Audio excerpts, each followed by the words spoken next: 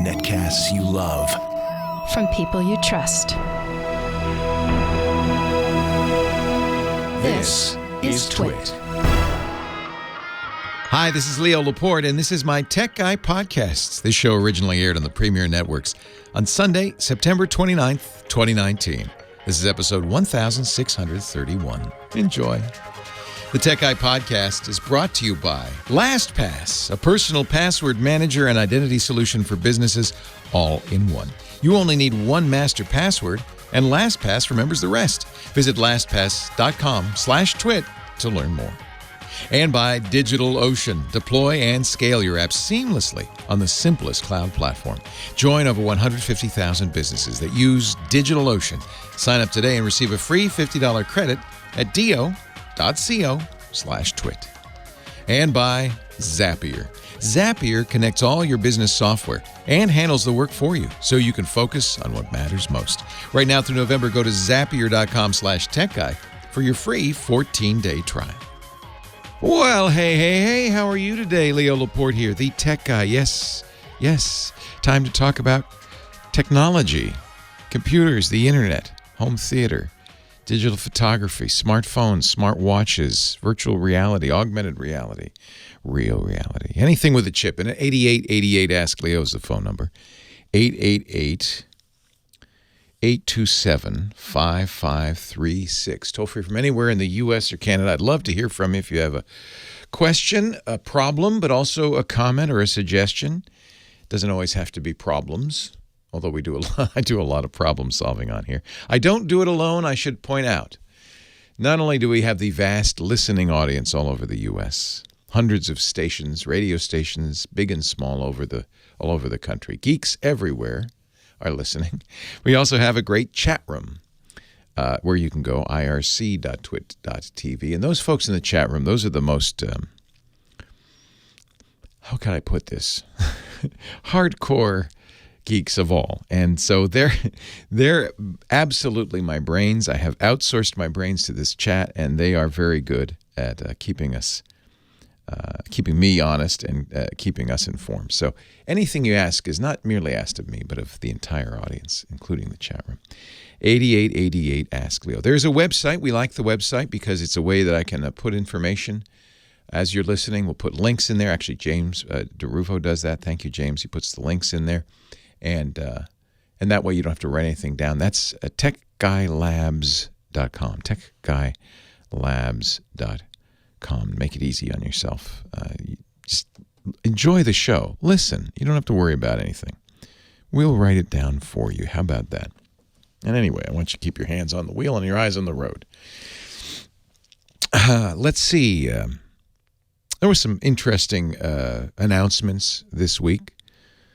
The biggest announcement came from Facebook at its Oculus Connect conference. Facebook, you may remember Facebook. You've heard of them, right? Mark Zuckerberg's small little enterprise there. You may remember they bought some years ago the Oculus, which was kind of an interesting story. Oculus was a Kickstarter way back when. I kicked in on it. A guy who had been doing a lot of work on virtual reality, those goggles you wear that put you kind of in an immersive world, and as you look around, your view changes and they make you feel like you're really in there. That one. A guy named Palmer Luckey was just a kid, really, when he created Oculus. Brendan Iribe, Michael Antonoff, Jack McCauley, Nate Mitchell in 2012 said, we ought to make some virtual reality hardware and software. So they announced that. The Rift was the first one. And they made a Kickstarter campaign. It did pretty well. I kicked in. A lot of people did. They raised $2.5 million. And they did development kits, which they sent out to people who contributed. It was all very exciting. A couple of years later, along comes Mark Zuckerberg. Again, remember, he has that little company in Menlo Park called Facebook.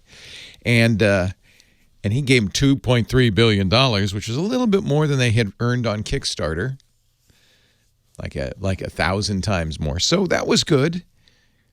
Made those of us who had kind of helped him out with a little, a few $100 here and there, feel, because we didn't get anything. Good, nice, good on you, Palmer. And they eventually released. Well, I guess they worked on the Gear VR for Samsung, so that probably was the next thing that they did. And then they released some new stuff, including the most recent one, the Oculus Quest, which is a standalone device. Normally, the Oculus Rift, the original and its successors, you had attached to a pretty powerful computer to drive those little screens in the visor fast enough so you didn't get sick. Because the problem is you turn your head and, if even a tenth of a second later the screen moves, your brain goes, something's wrong here. We don't know why, but we think that it has to do with mushrooms. Yeah, no, I'm not kidding. This is a kind of an evolutionary biology thing. Why is it that these headsets made us nauseated? Well, because your eyes were telling your brain, I'm seeing something you shouldn't, something's wrong. Something's not right. And the brain saying, you must have eaten some bad mushrooms or the like. You must be hallucinating. Throw up now. Get rid of it. Expel it from the body. That's a theory. We don't know, but that's a theory about why people get nauseated when they use these headsets. It's a couple of things. It's, of course, latency, and that's what the Oculus and Facebook folks said over and over again, because that they could fix. There are others who say, no, it's not that. It's something harder to fix, which is a disparity. You have two ways of focusing your eyes or figuring out how distant that cheetah is that's about to eat you. There's the convergence distance. Your eyes point in just a little bit and they converge on that thing. And then there's a focal distance. Your irises dilate and focus. And those two should match. If you're looking at a cheetah that's 10 feet away, your eyes should converge on something 10 feet away, and your focus point should be 10 feet away, and your brain should go, everything's okay, don't throw up, run. But on these headsets, the screen is inches from your eyes. So your eyes converge on a very near object, just a few inches away, but your focusing system says, oh no, that thing's 10 feet away. Your brain says, uh-oh, we ate those mushrooms again, throw up. So this is the current thinking about why for some people, it's about 10%. This comes from Air Force studies, because the Air Force has used simulators for years to teach flight training, right? To teach you how to fly. And they call it simulator sickness. And it's well known. It's been known long before we put these visors on our head. And the Air Force says about 10% of people will suffer nausea from this. A somewhat larger percentage of people will be disoriented for a period as long as 24 hours afterwards. They shouldn't drive. No one's addressed that one yet. So anyway, they made these things, and I admit I was one of the people who got nauseated. This is why I'm very aware of this. By using these things, you could wear them for a little bit, but after a while, you start to go, I'm a little uncomfortable. Oculus and others said, oh, no, it's we can fix that. It's latency. That is the lag between you turning your head and the screen moving, and frame rate and maybe resolution, and that's all just technology. They can't fix that convergence problem. That's kind of intractable, as those screens are next to you, right by your eyes, but you're focusing on a more distant object. That's going to still, I think it's not going to be fixable. We'll see. But they fixed the other thing. I bring this up only because they had their Oculus Connect conference. It's a conference they do for developers of VR software. That was this week. And they announced something I think kind of interesting. They announced it with a video that is completely a lie. Not even close to what it looks like. They announced a new virtual reality social network. A place for you to hang out with your friends and family, and it's as if you're right there. And if you watch the video, I can't play it because this is a radio, but if you watch the video, you'll see how kind of goofy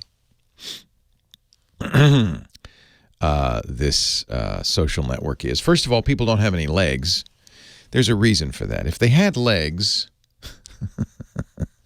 then you would notice that they're floating on, because it's almost impossible. Facebook's done this before. They had Facebook Spaces, which I tried when they came out, and it made me sick. So I didn't spend a lot of time in there. But now they've got, this is called Facebook Horizon. And if you saw Ready Player One, or if you ever read books like Snow Crash, science fiction works that Snow Crash talks about the metaverse, a virtual reality world that people spend more time in than the real world because it's so much more fun, because you can fly and you can fool around and you can meet friends all over the world. And that's what Horizon is going to be for Facebook. And now it explains why Facebook would spend $3.2 billion on this technology that makes people nauseated, because they had this vision of the next generation of Facebook being a virtual world that you want to hang out in, like Ready Player One. You gotta, if you haven't seen it, I'll put a link in the show notes to the Facebook Horizon video. It's on YouTube. And just, watch it with a grain of salt. It won't make you nauseated because, well, it's not virtual reality. It's a 2D video. But watch it, because you'll see how silly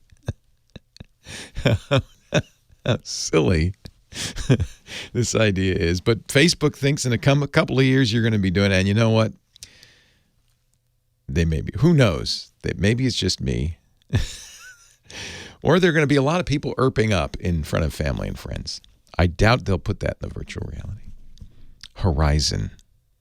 Coming soon to a VR headset near you. The kids, you know what's funny? I have the Oculus Rift, and I have the Vive, and I have the new Oculus Quest, and I have a 16-year-old. He and his friends cannot stop playing. They don't get nauseated. They love it. They love it so much that one of their favorite games is an office simulator where they do office work, and they love it so much. Now this is a clever ploy. Get some teenagers to do some office work. Can you staple that and file this? Is it in virtual reality? Yes. Oh, definitely. Be glad to, Dad. Let me get to work for you. 8888 Ask Leo, that's the phone number. We can talk high tech. Why not? Let's do it right now. 888-827-5536. Just phone and hold. Your call will be taken in the order in which it's received. Your call is very important to us. Please stay on the line. I'm going to add some tags to the new... I forgot the board. I gotta do a couple of things. I should have tags. Oh, look. Questions for Sam the car guy. Yay, Sam. Go, Sam. Go, Sam. Go, Sam. Go, Sam. I like it when the hosts are in there. So let me, I got to change my preferences so I can see the settings. Apparently the default interface. You can change, by the way, if you don't like the interface you're on. You can change the theme. Vincent is the default, but there's dark, graceful, light, and material design. Let me go to material design. If you like a lighter theme. I personally am not fond of the lighter themes, but some people like it that way. So I'll let you do that. Unfortunately, I need to do that because there's a bug in the theme I'm using. Ladies and gentlemen, I give you the unbreakable Kimmy Schaffer. Kimmy, don't take no Schaffer. Hello, Kimmy Schaffer, our call angel. Good morning. Good morning. I wasn't sure if I was going to hear myself or not, but I'm hearing myself loud and clear. I have full control. I have a button, They give me a button. Not as many buttons as our wonderful Lady Laura, because she has a lot of buttons. She's got, I can only imagine. Laura, send me a picture of you in the console so we could post that on our website so we could see you and all the buttons you can push. I should show you some of my old consoles. They're usually right behind you. I don't know if you know that. That's that's the original really Gates Stereo Statesman that I used when I first started in radio in 1976. Yep. with knobs. Knobs. Not pots. Well, they were pots, but they weren't sliders. They're pots, but they're knobs. Knobs. But yeah, they're not the slider pots that I'm used to. I never had to use the knobs. You never used a knob. I never used the knobs. People of a certain generation. I never had to cut and splice either. That's why they call us, the greatest generation. Yeah, well, you guys... Because we had to use You guys tape actually had to do things. and razor blades. I just to used cut. a keyboard with a... I know. You're lucky. Yeah. You have been answering the phone since the wee hours of the morning, and I am pleased to say we probably have some callers today. We do. How about we go with line 1, Travis in Norman, Oklahoma, looking for something to measure bandwidth with? Monitor bandwidth? Either a device, but I'm thinking more of an app maybe. But is there a device? A device or an app? I don't know. Let's find out. Hi, Travis. Thank you, Kim. Hello, Travis. Leo Laporte, the tech guy. Hello, how are you? I'm well. How are you? Good. Little backstory to my question. Yes. When I log into my ISP account where I view my internet data, for the past few months, it's always been about, I'd say, 50 gigabytes lower than what I've been. With the program. Do you have what they call bandwidth caps on your internet service provider? Do they limit? I do not. Okay. I have TV with it, so I don't have a cap. So that's one reason people want to monitor bandwidth. And when that's the case, whether it's on your cell phone or on your internet at home, I would point out that no matter what your cell phone says about usage or your own monitors say about usage, all that really matters is what the ISP thinks, right? Because they're the final and only arbiter of how much data you've used. So I found the same thing. I do have bandwidth caps with Comcast. I would monitor my bandwidth, and it's always much lower than Comcast claims. Doesn't matter. I can't, there's no judge and jury, you can say, but Your Honor, I hold in my hands documents that prove I used less bandwidth. Doesn't matter. Now, if you just want to know for your own edification, that's different. Yeah, pretty much. I just kind of found it interesting. The best way to do it, you can, in fact, Windows 10 has it built in. There's a bandwidth usage thing on a Windows machine, but that's just for that machine. Ideally, you'd monitor it at the router, right? Because that's the thing that everything's going through out to the internet. And most good routers, and by good I mean geeky routers, will have that information. A good router will have all sorts of bandwidth information in there. They'll tell you how much bandwidth each client has used, the client being a computer or phone or IoT device or whatever. It will tell you how much you've used overall. It'll give you all sorts of useful information. ASUS routers do this. What's your router? It's provided by the... The one given you by the internet service provider in most cases is not what I would call a good router. It's the one they had in the warehouse in the back there, and so you can look, you can check in and look. Certainly, it'd be worth it. But I haven't actually reset the statistics and measured it for a month or so. Oh, good. So it is in the router. That's good. So you can look at the statistics. Yeah, I have it. I just Yeah, so you can look at it. Computer. Well, the problem is the program on your computer only knows exactly what your computer did. There are, if you are a Linux user or an open source software user, there are programs like Squid that can proxy all the traffic, monitor it all from a single source. But really, the best place for that is the one place all the devices in your house go into, and that's your router. So look on your router. Most routers you can log into them by the web browser on any computer and look and see if your ISP provided router does that. If not, you can always replace your ISP provided router. You'll need the cable modem or DSL modem they provide because that's what turns whatever things coming in over the wire into real bits. But you don't need to use their router. You can disable their router or put it in bridge mode and use your own router. And if that's the kind of thing you're looking for, I would look for a router that has bandwidth monitoring capabilities. And as I said, ASUS routers, the high-end ASUS routers do a very good job of it. But so do a lot of them. Edge Router X, which is a $50 wired router. You could put that between your router and the outside world, and that does a very good job too. That's an inexpensive thing. That's from Ubiquiti. There's certainly ways to do this. Leo Laporte, the tech guy.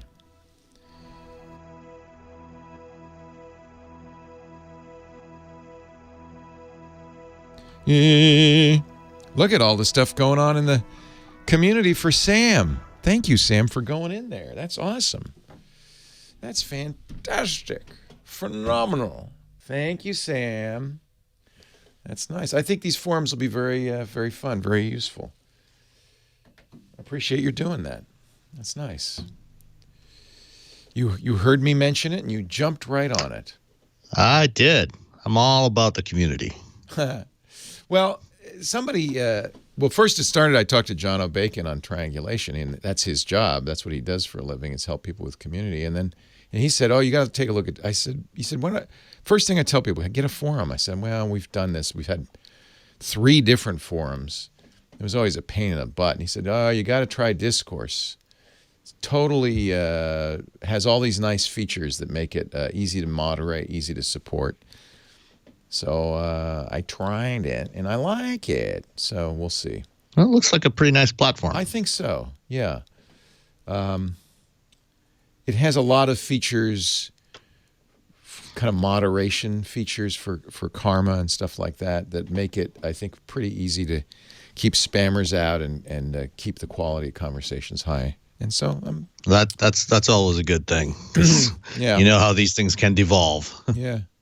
So it's good. It's going to be fun. It's going to be fun, I think. We'll have, I'll every time we do a show, we'll post, create a topic for that show, as I've done here. For each episode? Yeah.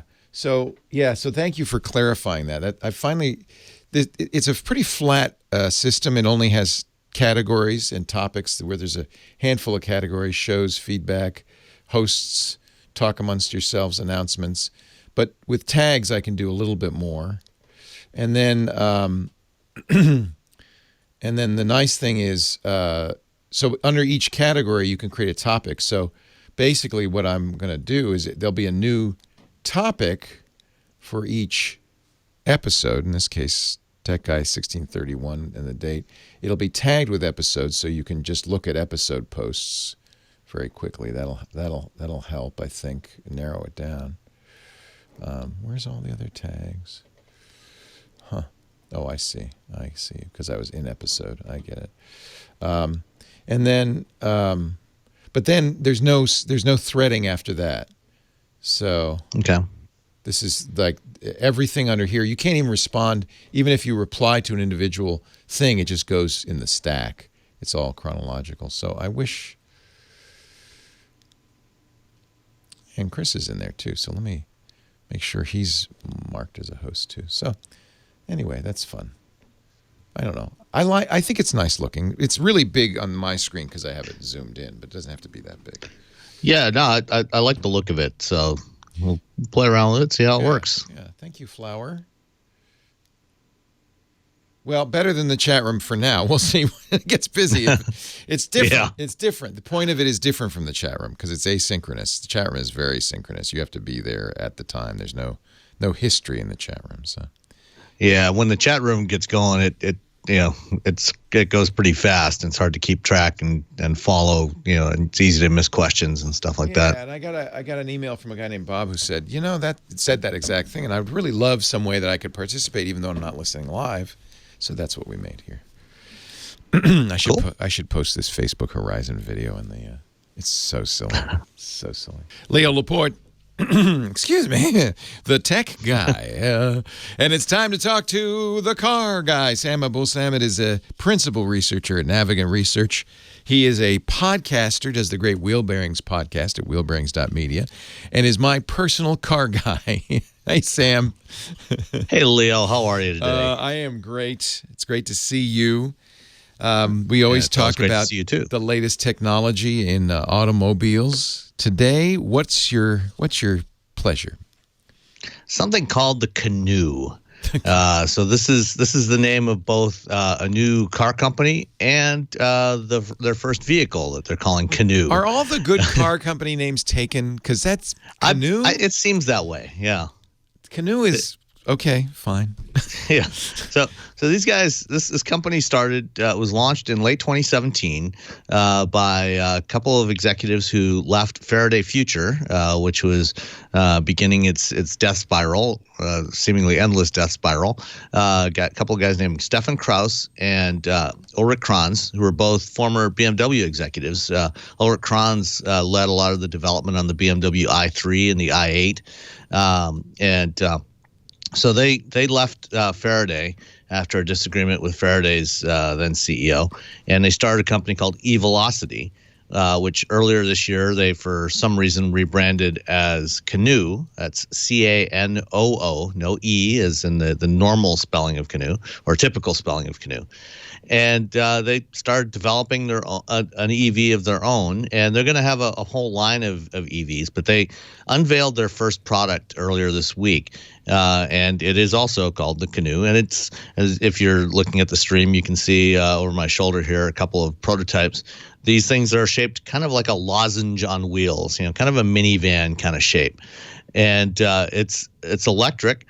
And it's built on, like most modern EVs, it's built on a skateboard chassis where everything, and this one is particularly self-contained. So the whole drive system, the steering, braking, everything is embedded in this skateboard, and it's all completely by wire. So it's steer by wire, brake by wire, drive by wire, you name it. Is that, do other cars do that, or is that seems like that's what airplanes do, right? Yeah, they're increasingly doing it to varying degrees. I mean, most vehicles over the last 15 years or so, 15, 20 years, have throttle-by-wire systems, so there's no direct connection between the accelerator pedal and the engine. And they also increasingly have semi-brake-by-wire systems. There's usually a backup system as well.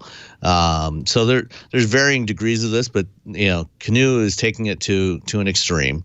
And particularly for the steering, this is one of the not the first steer-by-wire, but one of the first steer-by-wire systems. But what's unique about this, because it's electric and everything is contained in the skateboard, they've been able to basically spread the passenger compartment out to the very ends of the cabin. So the cabin is this, what we call a top hat in the industry. It basically drops down onto the skateboard and bolts on. Wait a minute. So these are both technical terms. There's the skateboard, that's the wheels, yes, and the frame, and the battery and everything. Yeah. And then the rest of it is the top hat. Yes. And the top hat is like we're playing Monopoly here. Do you have a Scotty dog? Yeah. Well, you could. So this first top hat is this minivan style thing, and because everything except the passenger space has been moved down into the skateboard. They're able to get a lot of interior volume in this thing. They're claiming 188 cubic feet within the volume. And for reference, the Tesla Model S is got about 94 cubic feet. A typical midsize compact car, it's got about 94 to 98 cubic feet of passenger volume. This thing has 188, so more than double, which is pretty impressive. And in the back seat area, it's got lounge seating, which is kind of interesting. So there's a bench that flows around the back and actually has two seats that are actually attached to the rear doors. So it's a real unique design.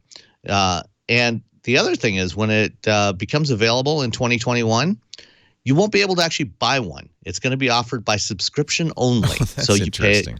We were talking about that yesterday, fee. how every company seems to want to kind of put a tap into the vein of your bank account instead of just, here's some money, now I own it. You're going to subscribe to this car. Oh, yes, you'll subscribe to it, and if you want a different body style or a different color, you can swap it out every month for a different one. Oh, well, that's all right. Yep. Oh, I don't mind that. Yeah. Okay, so there's some benefits. Yeah. And because it's a new company, you don't have to worry about, are these guys going to be around for the long term to support this thing? Am I going to be able to get parts 3 years from now or 5 years from now? If they go out of business? Do I have to give them the car back? Yeah. Yeah. because I don't own it. You don't have any equity in it. Yeah, I'm renting it. Paying a monthly fee. It's not a lease. I'm renting it. I'm not. Yeah, it's basically rent, and that includes the insurance and any service and everything is all included. Okay. Yeah, it's all inclusive. Well, that's okay. That's interesting. Anyway. No idea yet how much it's going to be. It's probably going to be probably somewhere in the $300 to $500, maybe $600 a month range, depending on where you live. It'll probably vary based on location, based on what the insurance costs and the regulations are in various regions. But it'll be available in 2021, and they're going to offer other body styles as well. There'll be like a pickup truck variant and. Oh, one other thing, I mentioned the interior volume size. This vehicle is actually fairly small. It's 174 inches long, which for reference, if you know how big a Honda CR-V or a Ford Escape is, they're about 180 inches long. Ooh, so this is shorter than a compact crossover overall. See, it's hard to tell looking at the car. It looks like kind of almost a station wagon, but it also looks like there's no frunk. There's no front. There is not. There's no front end. It's just a snub nose thing. Yeah, there's a little cargo area in the back behind the rear seats, but other than that, and the front, there's actually a window that extends down so that you have the steering column that's mounted on a bar that stretches across, and the pedals hang underneath. But there's a window down in front, so you can look down underneath. And see the road ahead of you, right in front of the car. Oh, and there's no instrument cluster. It's going to be bring your own device. You just bring your phone or tablet in and dock it in there, and you can project whatever you want, on there, whatever whatever gauges you want. And when you swap cars, anything you've personalized, you just bring that with you because you're just plugging in your own device. You don't have to set anything up. It's just all there. There will be an app. A Canoe app that you run on your phone, and it's got everything you need right there. Wow, isn't that interesting? Companies are trying different solutions. Yeah, I to like provide that. visibility. Why not? This is a new category. Let's try. The thing is, I feel like it's unsafe to be the frontmost thing on the car. You know what I'm saying? I like having a hood. No. Because there's something between me and the car that I'm about to hit.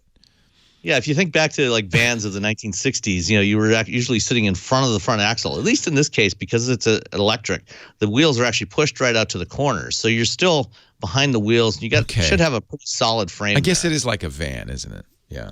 Yeah, it is basically a small van. Interesting. Not next year, the year after. 2021. All right. Sometime in 2021 is the target. I agree. This company's based in Southern California. They're based in Irvine. It'll be in the U.S. anyway.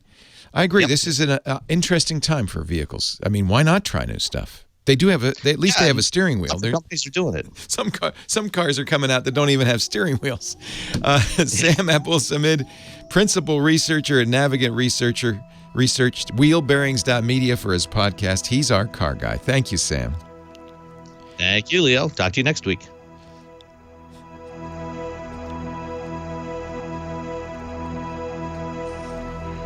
The craziest things come from Irvine. Yeah. Wow, that's really an interesting car, the Canoe. Now, what? So, future. Did they ever put out a car or? Yeah, one of the they put out a sketch at some point a few months back, just showing some different profiles without any detail on it, and one was more of a sedan style vehicle. So we do expect to see some kind of sedan on this platform, as well as a small pickup truck and maybe some other variations as well. Okay. And one of this particular vehicle should be very well suited to things like ride-hailing applications. So if you want to use it for a Lyft or an Uber, because it's got nice big doors, easy to get in and out of, should be quite comfortable inside. Interesting. This sounds like, unfortunately, I have to buy Christmas of next year. It won't be out by then. No. Really interesting. But you want a Taycan anyway. I can't afford a Taycan. I mean, that's a crazy expensive car. I would love a Taycan. I guess Tim Stevens... Lease it, just like all Porsche customers. Yeah, that's do. true. Just lease it, right? Then it's only $3,000 a month. Or whatever. But by the end of next year, there will be a lower cost version of the Taycan as well. It should be under 100,000. That's true. Okay. Cool. Thank you, Sam. All right. Thank you, Leo. I'll talk to you next week. Appreciate your joining the community. That's nice. Thank you. All right. See you backstage. Have a good one. Bye-bye. Bye. Maybe I need a photo topic, Chris. This is why I should have continued the beta a little longer, but okay. Our show today brought to you by Lastpass. I love Lastpass. Actually, we're being brought to Boston by Lastpass on Wednesday. If you're in the Boston area, don't forget our Lastpass event. Steve Gibson will be there. Bill Cheswick, legendary security guru. Jerry Buchelt from Log Me In, their CISO, and I will be moderating a panel on the future of authentication. It's free at the Intercontinental Hotel, 3 p.m. Actually, 2:45. We want you to get there early. 2:45 p.m. on Wednesday. Did I say Wednesday or is it Thursday? It's Wednesday. No, it's Thursday. Sorry. It's October 3rd. That's Thursday, isn't it? Thursday, October 3rd. I'll give you the URL for tickets in just a second. But first, let me tell you why you need to be using LastPass. I shouldn't have to. You know that. Passwords are a nightmare. LastPass is the solution. A password manager that securely keeps track of every password so you don't have to remember them, that generates long, strong new passwords, and even stores all your precious documents. It's encrypted, and it's only decrypted on your device. So you never have to worry about privacy or security. Only you can see it. That's why I store my passport, my driver's license, even my social security numbers. Everything I need to keep track of, but I need to keep track of securely, I keep in LastPass. So it's not just a password vault. It's a vault, a super secure vault. And it runs on everything I've got. You know, I'm going to take my passports on vacation. I've got them. I've got images of my passport in my LastPass vault. That means it's on my phone, iOS, Android. It's on my computer. Every browser has a LastPass plugin. Windows has an app. Linux has an app. Yes. Macintosh has an app. So I've got LastPass everywhere. That's really important to me. And when you travel, having your passport's really important too. If you're in business, you need LastPass even more. So you can have great password hygiene with LastPass personally. But if you have a business, do your employees practice the same hygiene? Maybe not. Maybe not. Help them. In fact, we give LastPass to every single employee as a benefit of employment. And we use LastPass Enterprise because we want them to be safe with their passwords, but also with ours.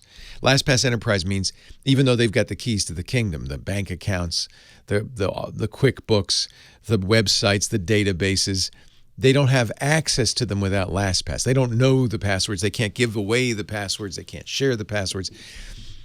It's so much easier. We have LastPass Enterprise gives you folders. So we have an ops folder, a business office folder. You put the passwords they need in there. They only have access to those. It's just fantastic.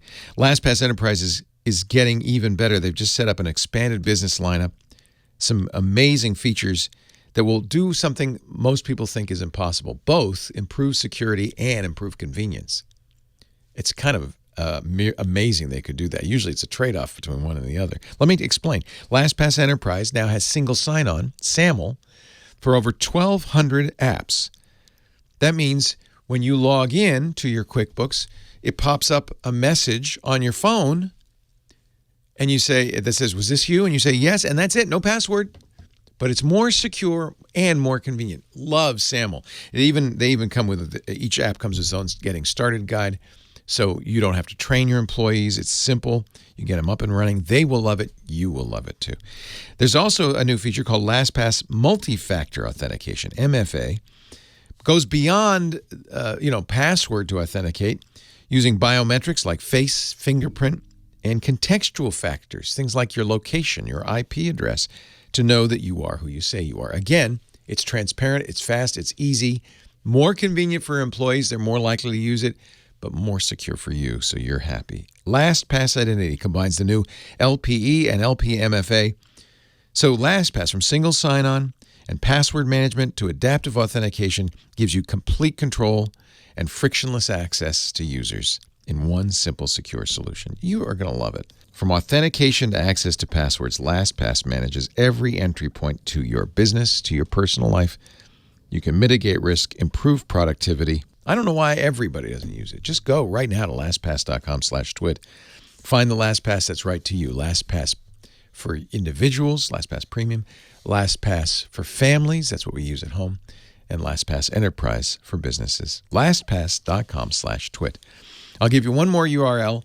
I don't know if it's sold out. It is coming up on October 3rd. It's this Thursday. Let me get that correct. This Thursday in Boston. If you're going to be in Boston Thursday, and you can be at the Intercontinental at 2:45 p.m., go to this special address, twit.to. That's the URL shortener we use. twit.to/unlocked. That's our LastPass Unlocked event. twit.to/unlocked. You can fill out the form, request a ticket. If there's still seats left, they'll give you one. It's a free event. It's a benefit, actually. Everybody who goes gets a $100 token to donate to one of 3 charities LastPass supports. It's really going to be fun. There'll be a chance for questions and comments and thoughts afterwards, kind of a cocktail party, so it's going to be great. twit.to/LastPass.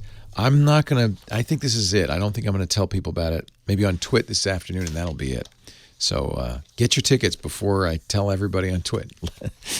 and if you're listening to the show after the fact and you try it, I'm sorry. You know what? We're going to do more of these. It's really fun. And don't forget, LastPass.com/twit. Thank you, LastPass. You like it, Maverick? Okay. Well, we're working on it.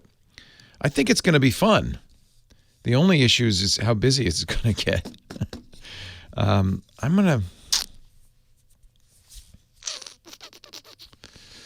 wonder if we should have a photography section. I have a tech talk section. I don't want to get too many categories. I just set up a tech talk section because I realized we don't really have a place for people just to say things like, "What computer should I buy?" And then I do note that I can put a category under a category. So maybe I should create a category for each show and put it under a category. Okay, let's try that. Leo Laporte, the tech guy, 8888. Ask Leo. He kind of scared me there. Just jumped right in. Back to the phones. Mike, Los Angeles. Hi, Mike. Hey, Leo. How are you? Very well. How are you? Good, good. I wanted to say thank you at first because this is the 3rd time I'm calling you for your help, and you've been great in the past. That's what I'm here for, man. Excellent. So I've written and independently published my book. Congratulations. Thank you. How did you figure out how to do that? Well, actually, I called you. No, no, you did actually. I asked about some internet advice and such like that, and websites, and you were helpful on that. Good. But what I actually did is I just kept doing more and more research, and I narrowed it down to a couple of companies that's all they did. They did the they built the book for me, and it would go back and forth. They would do editing, and I went on Fiverr and I found an artist to do the cover.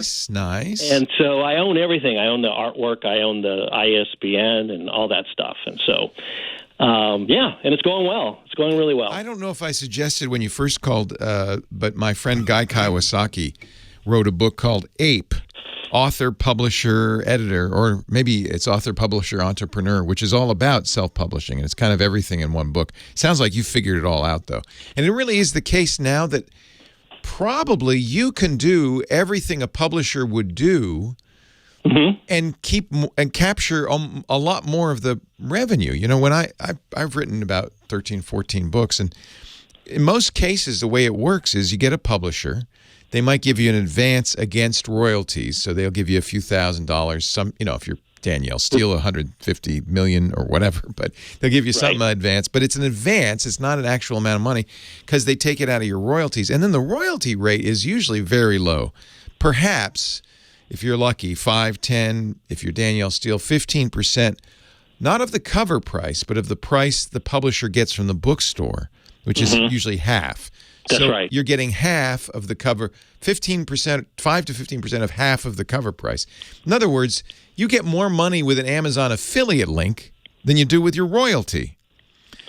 Yeah. So it's much better to publish it yourself.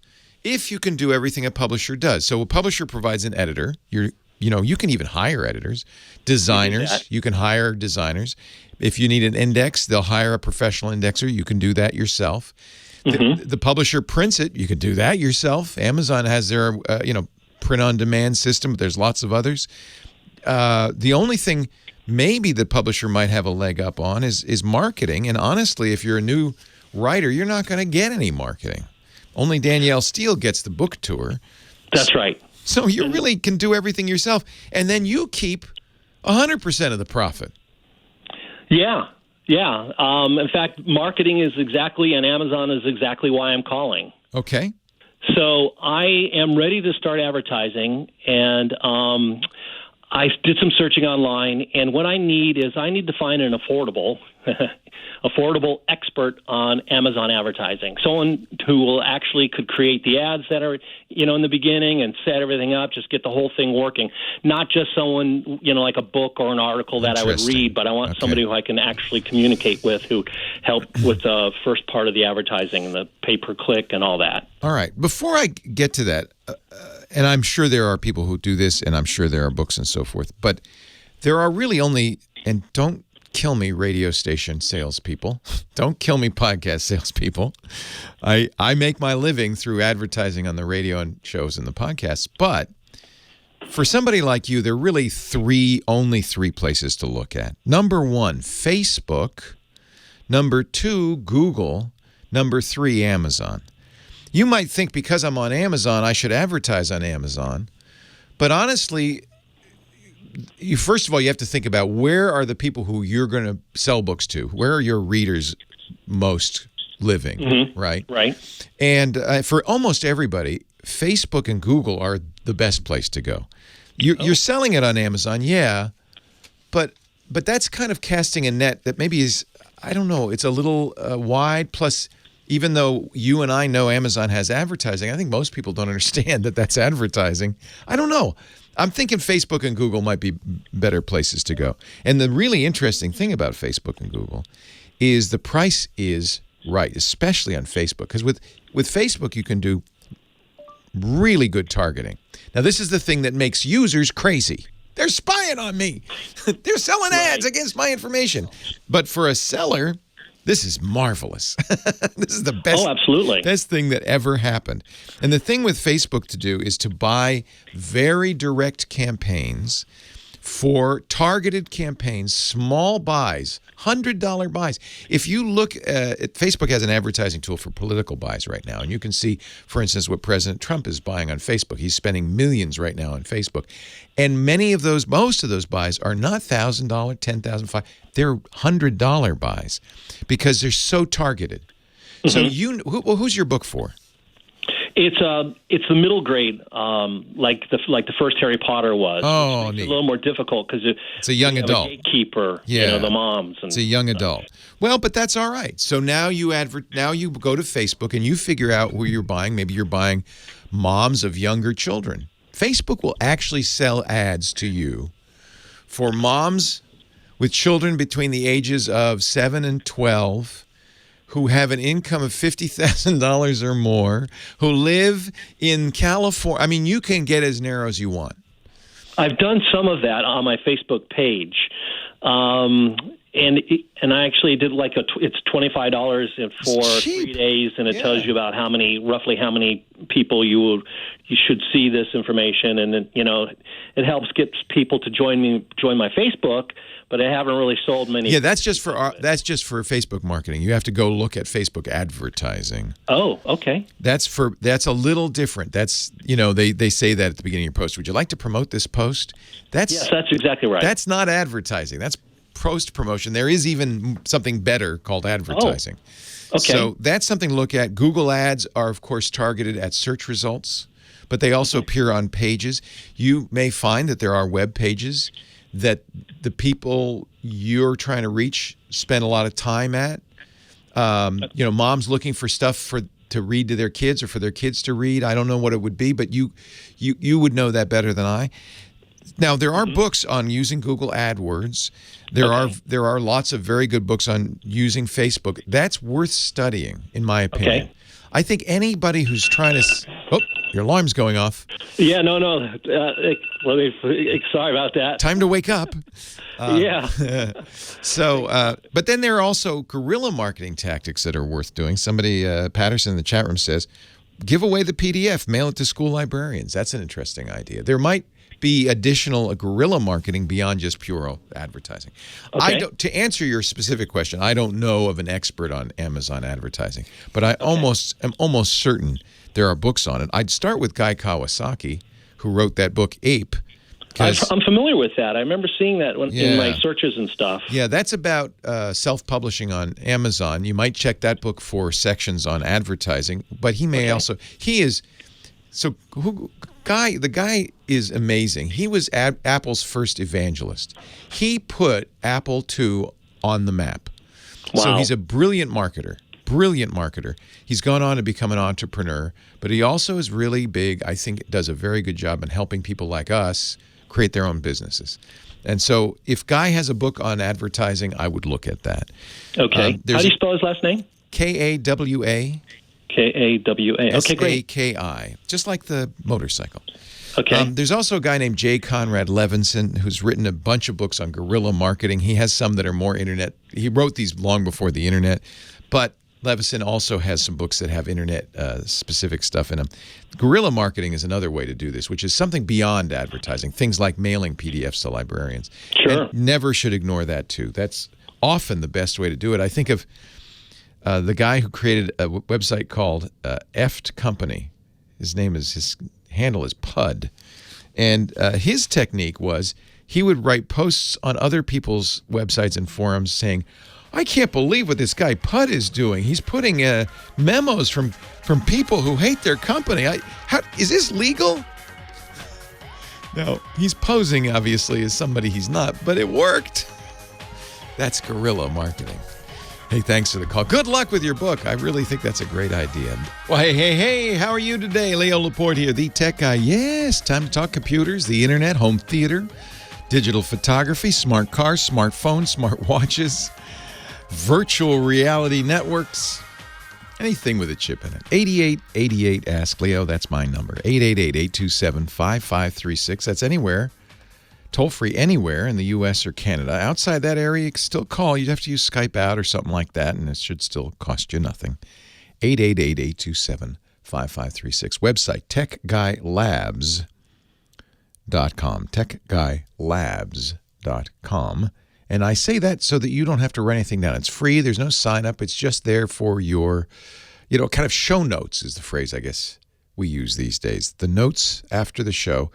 The website's divided up into individual shows. This is episode 1631. And then each show divided up into hours, 1, 2, and 3. And then each hour divided up into segments, calls, chit-chat, that kind of thing. You can, after the fact, go there and listen or watch the show because we put recordings up there. But you can also comment, and say, hey, you got it wrong, or I've got a better idea. And I appreciate it if you do that. It's very useful. So, bottom line, TLDR, as the kids say, too long, didn't read. The bottom line, as the old say, is techguylabs.com. You don't have to write anything down. It's all being written down there for you. All the links, everything you need to know. techguylabs.com, and it's free. Line 3, Paul, Columbus, Ohio. Hello, Paul. Leo Laporte, the tech guy. Hey, Leo. Good to talk to you again. Nice to talk to you. I have a couple questions about Eero. I've got a system. I have the original version, which love them. It's great. No complaints about connectivity around the house and all, which is nice. But I had a question. You talk over the months and years about IoT and all the other stuff, or Internet of all this stuff, and how some things are less secure than others. Yes. And people talk about even setting up a second network and all that. And my question is, how do the Eeros do with that situation? They don't. No, mostly routers do not. This is an unusual feature called VLAN, or Virtual Local Area Networks. Here's the problem. You put a device on your network. It's a camera, it's a doorbell, I mean, obviously, you've got computers and phones on there, but it's the IoT devices that are particularly of concern, especially, these kind of white label, made in China. I don't know who these guys are. A lot of times they have security issues. For instance, they have a hardwired administrative access and password. Now, by itself, that's bad. If you've got a camera that anybody can log into, well, you might not want to point that at your bathtub. But there's an even more dire consequence, which is because a lot of these times these things can be used as a gateway into your whole network. So, and this has happened before with internet-connected light bulbs, internet-connected cameras, even routers, that a flaw in them means somebody can log in. The best thing to do, and you should always do before you put anything on your home network, is make sure it's made by a reputable manufacturer and they have a commitment to keeping it updated, preferably automatically, over-the-air updates. The Ring doorbell, for instance, had a problem where somebody could take it off your door. Now, you're going to have nice video of them doing that, but anyway, take it off your door, hook it up to a computer, and get your Wi-Fi login and password, then put it back on your door. Now they have access to your connection. They have to be sitting on your curb, but they have access to your connection. When Ring learned about this, they fixed it. They pushed out a over-the-air firmware update, and nobody got bit by it because they fixed it before anybody knew about it. That's important. That capability for the company to fix a bug, first of all, the commitment that they will do it, and then second of all, that they will do it without your intervening. Because if you have a lot of IoT devices, look at how many devices are on your network. It started with one or two. By now, many have half a dozen. I've got 40 or 50.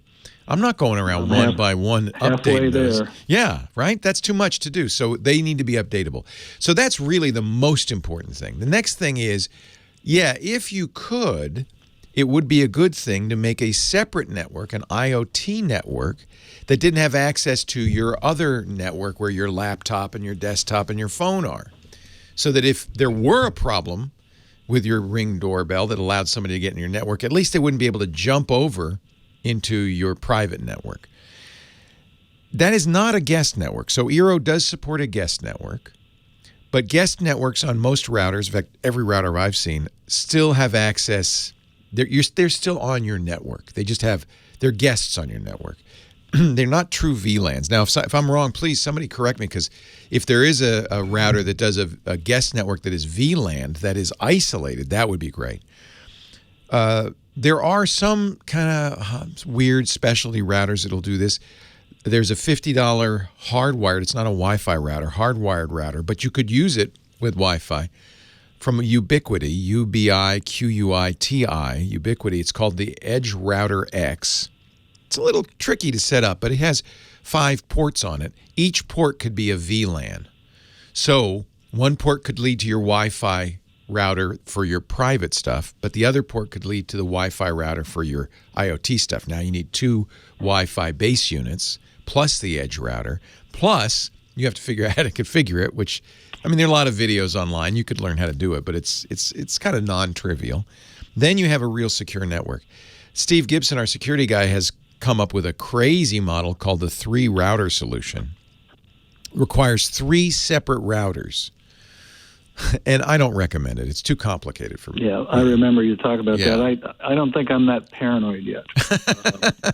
Honestly, the first thing I mentioned, being careful where you buy your IoT devices, that's what I do. I don't have a separate VLAN. Right. Well, the other thing, too, is I've got a couple of friends, a relative and a friend, who live in apartments and are going to, I know one for sure is going to be getting a new router. And instead of suggesting they get the TP-Link or the one that, the Wirecutter recommends, when the new Eero I see is like $99. Yeah. And as simple as those darn things are to set up. I love them. Yeah. I should mention they're a sponsor. So just, well, I got it. yeah. I try to pick my sponsors carefully. I use an Eero at home, so I put my money where my mouth is. You're not going to, you can get the 1 unit, but you're going to end up getting more units. I think the $99 is not the base station. Look what the base station is, because then you add $99 beacons around the house, but you do need one base station. So check that. Well, this wasn't something new that they just showed up on the web page. It was new for $99. Oh, nice. But I was just thinking that for people that don't need multiples, because both of them are in small apartments. That's all they need. Oh yeah, look at that. A whole heck of a lot easier to. This is designed to be a simple one unit. Yeah. The Wi-Fi every home deserves. See, I got to keep up on these guys. Once Amazon bought them, boy, they just went through the roof. They just really have taken off. So this is a single Eero, or you can get a 3-pack. Reminds me a little bit of the Plume. Mm-hmm. Then there's the Eero Pro, faster speed, more devices. But yeah, for a small apartment, this simple Eero looks pretty good. Now it's not going to do VLANing. Yeah, right. No, this is for a couple other people that are not very tech. Yeah, the nice thing about the Eero is it does adapt to your network, so it does a good job of, adjusting to the complexity or simplicity of your network, the needs that you have. I'm a big fan of the Eeros. Plus, the Eero Plus, which they do charge $100 a year for, is a really great way to further protect yourself against malware, and that's actually maybe a bigger issue these days than even hacking IoT devices, mostly because hacking your network is pretty much a targeted attack. Somebody has to want to get into your personal network. It takes a lot of energy. But these ransomware and other malware attacks, they're casting a wide net. They send these emails out to everybody, millions of them. And so protecting yourself against that is probably job one. And the Eero does a very good job of that. Did appreciate your comments yesterday about the subscription path.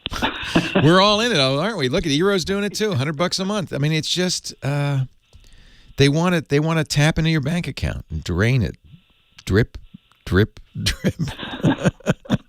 and it all happened. It all kind of snuck up on us. I just realized, boy, I've got a lot of people tapped into my bank account now. I don't like that.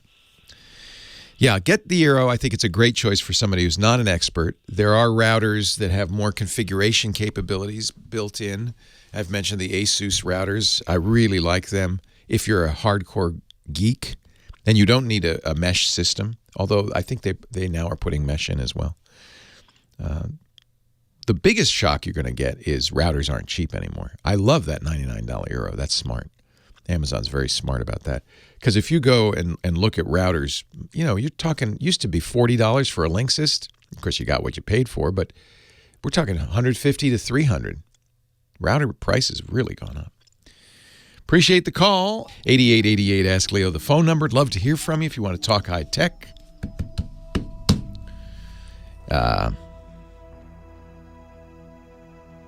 Let's go. Let's do it.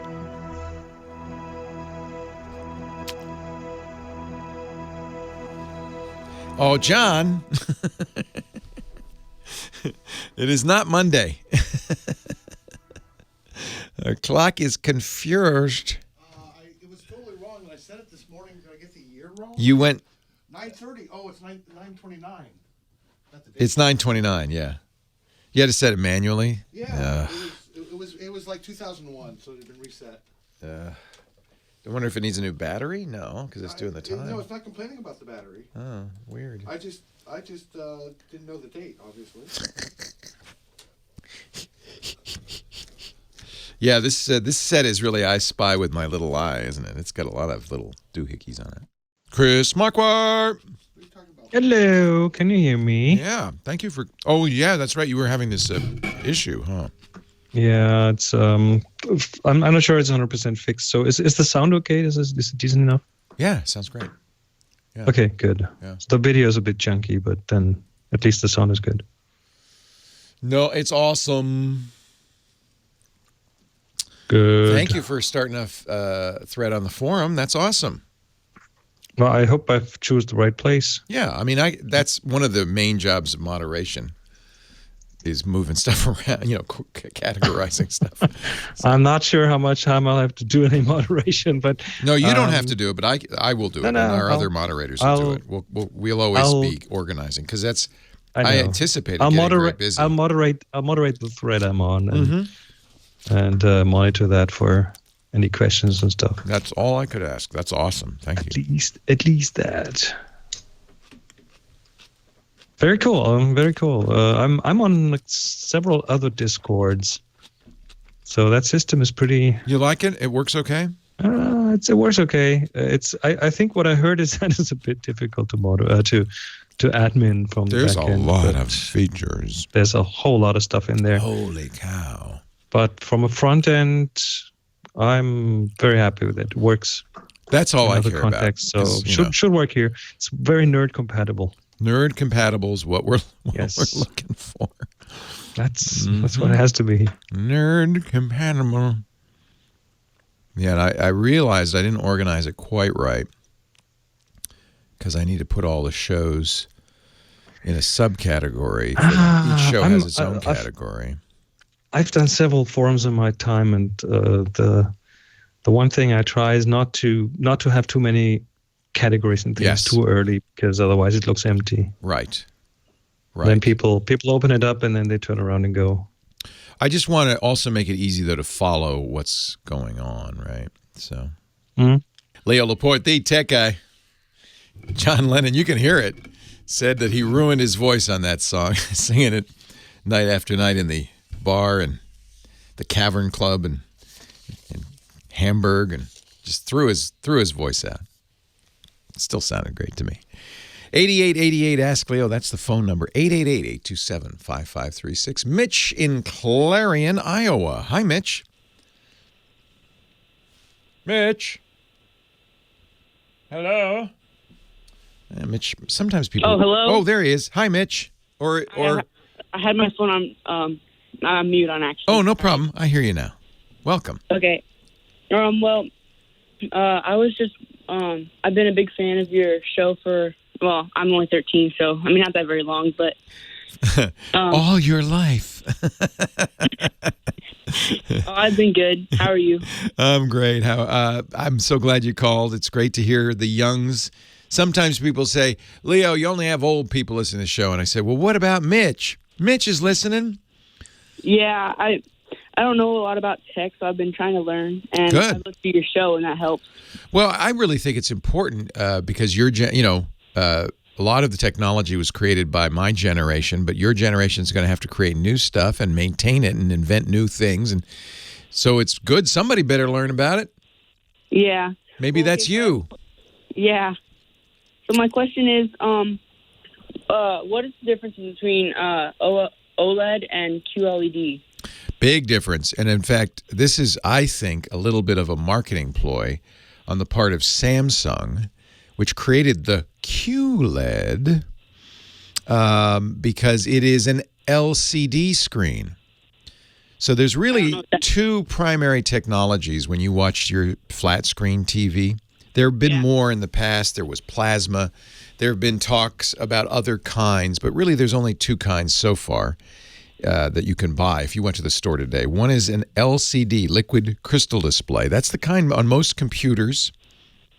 The way it works, you have a backlight. This light is a white light, shines white light, but in front of it are a bunch of liquid crystals. Liquid crystal has a unique property. When you send electricity through it, it twists and acts as a shutter. It opens up. So each dot has three shutters, red, green, and blue, that the computer can, with electricity, open or close and mix. And that way, they take the white light behind them, it's shining through the shutters, and they make it a color. They turn it on or turn it off or make it a color. So that's a liquid crystal display. LED displays are still liquid crystal, but the backlight, which is normally fluorescent, is now LED, which is light-emitting diodes. And there's different kinds. So there's some where just a few light-emitting diodes make a big white swath of light behind the crystals. But there's also what we call FALD, which is a local dimming display with a bunch of LEDs, and they can do local regional dimming. There used to be even one with LEDs behind every pixel. They don't do those anymore. They're too expensive and too complicated. So that's an LED lit LCD. QLED uses quantum dots.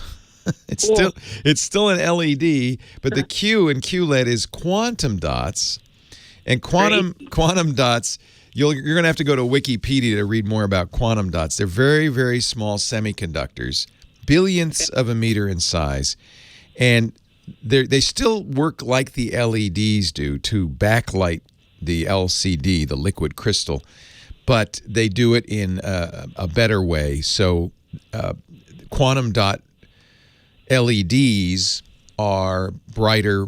The white is pure. It's a better screen. So QLED is a better kind of LCD display. The other kind of display you can buy is OLED, which doesn't, in fact, have an LCD. It's organic light emitting diodes. And it isn't. Organic just means they're made with carbon. Oh, all right. As in organic chemistry. It doesn't mean pesticide free. OLEDs are direct view. So you're looking, each pixel is a LED, a light emitting diode, that you're looking at. And it has, again, each dot has 3 different colors, but it's not a shutter. There's no backlight in an OLED. It is emitting the light directly. And the advantage of OLED screens is when that dot, that OLED is turned off, it's black, it's off.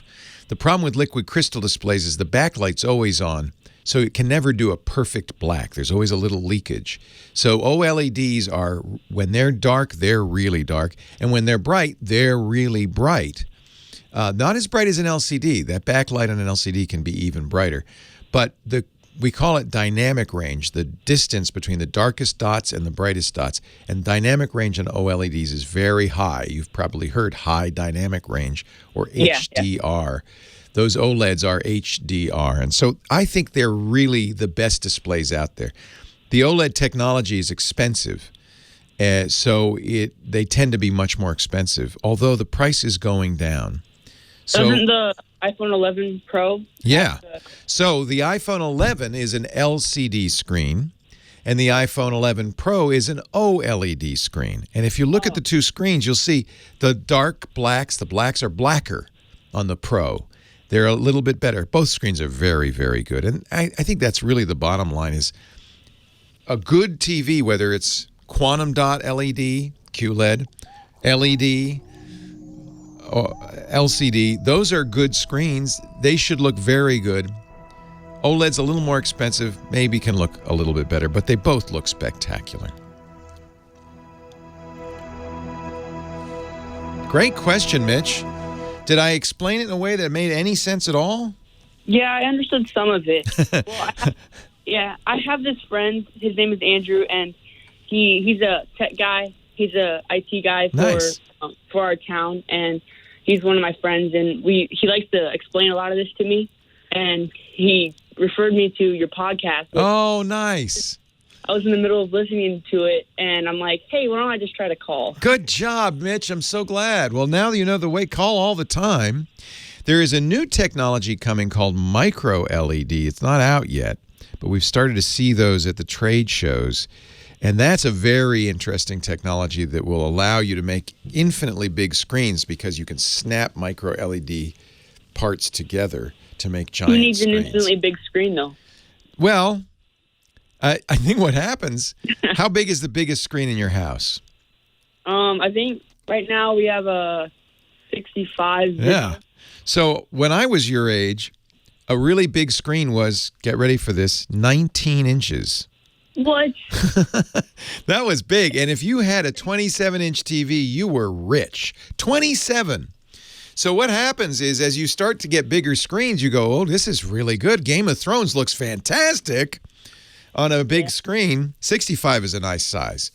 But, 100 is even nicer. Who has room in their house for a 100-inch TV? Not many people. Not us. Stop pointing at me. Okay, I have a 100-inch, but it's a projector. So that's different. That's not as good as a direct view.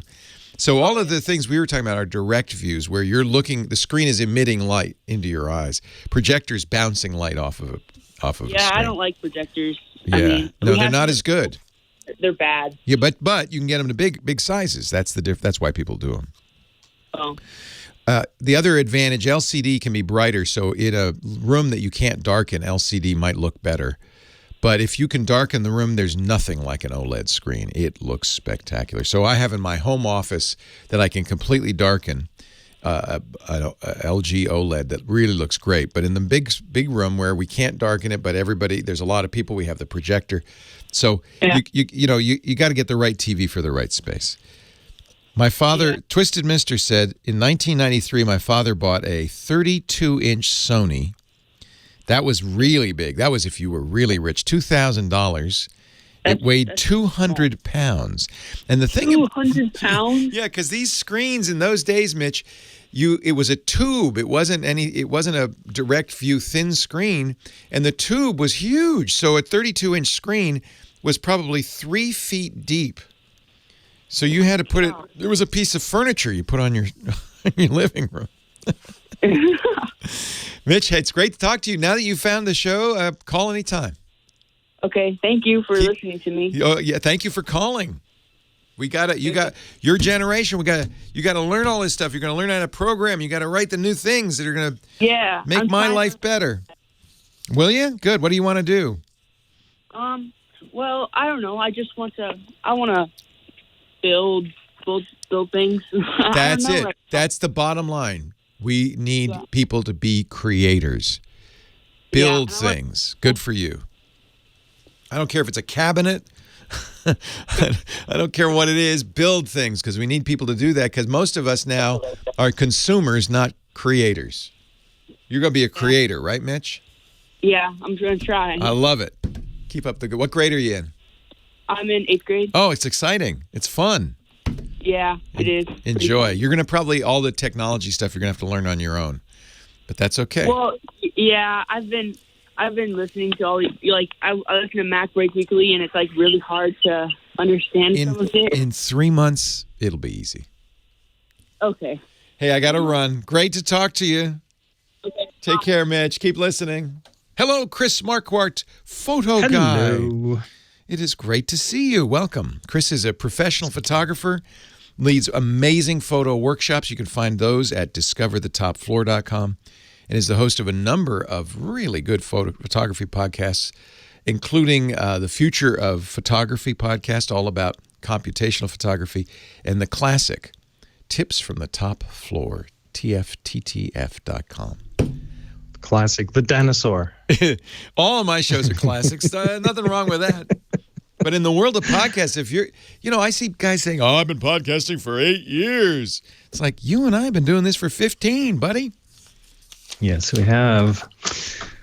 So Leo. Yes. You and I, we kind of belong in that nerd spectrum, right? Oh, we're very techie, and one thing that nerds like is easy solutions. Yeah. Now, I'm pretty sure, let me talk just about myself. I have looked into productivity hacks of different kinds. There have been all sorts of frameworks over the year. You probably remember Inbox Zero.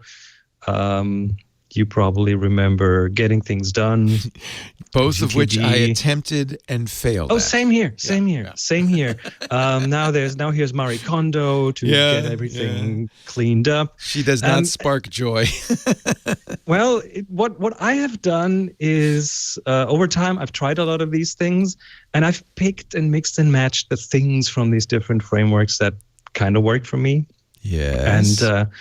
And I just realized a short while ago that I have incorporated a lot of these bits and bobs into my photography and into the workflows and things. So, I mean, just for example, Inbox Zero, that one of the things that Merlin Mann, when he invented that, came up with is the point of consolidating inboxes, not having too many streams to come in. Oh. That will make things simpler, also to reduce the flood of things early. So instead of working a lot at the end of the process, when you work on your pictures, put that work in early when you take the photos and reduce that so you don't have that big stream of stuff coming in. Oh, so this doesn't just apply to email. This applies to photos too. It totally transfers onto photography. Getting Things Done, for example, is built around this kind of a strict workflow of how to do things. And of course, you know me, I'm very, very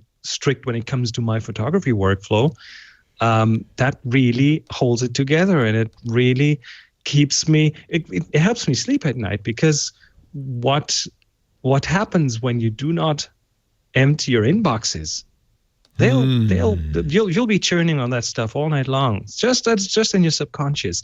It's going to be there somewhere in the background as a little niggly thing. It kind of pokes you here and there, and you haven't cleaned up, you haven't worked on those 1,000 photos yet. So there's a lot of these things that transfer. How about 60,000? Now here's one framework that I just half a year ago came across. Have you heard of the Cult of Done manifesto? The Cult of Done. Cult of I have Done. not if you heard Google of that. You'll come across something. It goes back to Bray Pettis. Oh, I know Bree very well. Of course, he created the first popularly affordable 3D printer. Yeah, he did this, but I think in 2007 or sometime around that, he came up with the Cult of Done manifesto, and it's kind of a productivity framework. It's not even a framework; it's a set of rules that have to do with done. How do you get things done?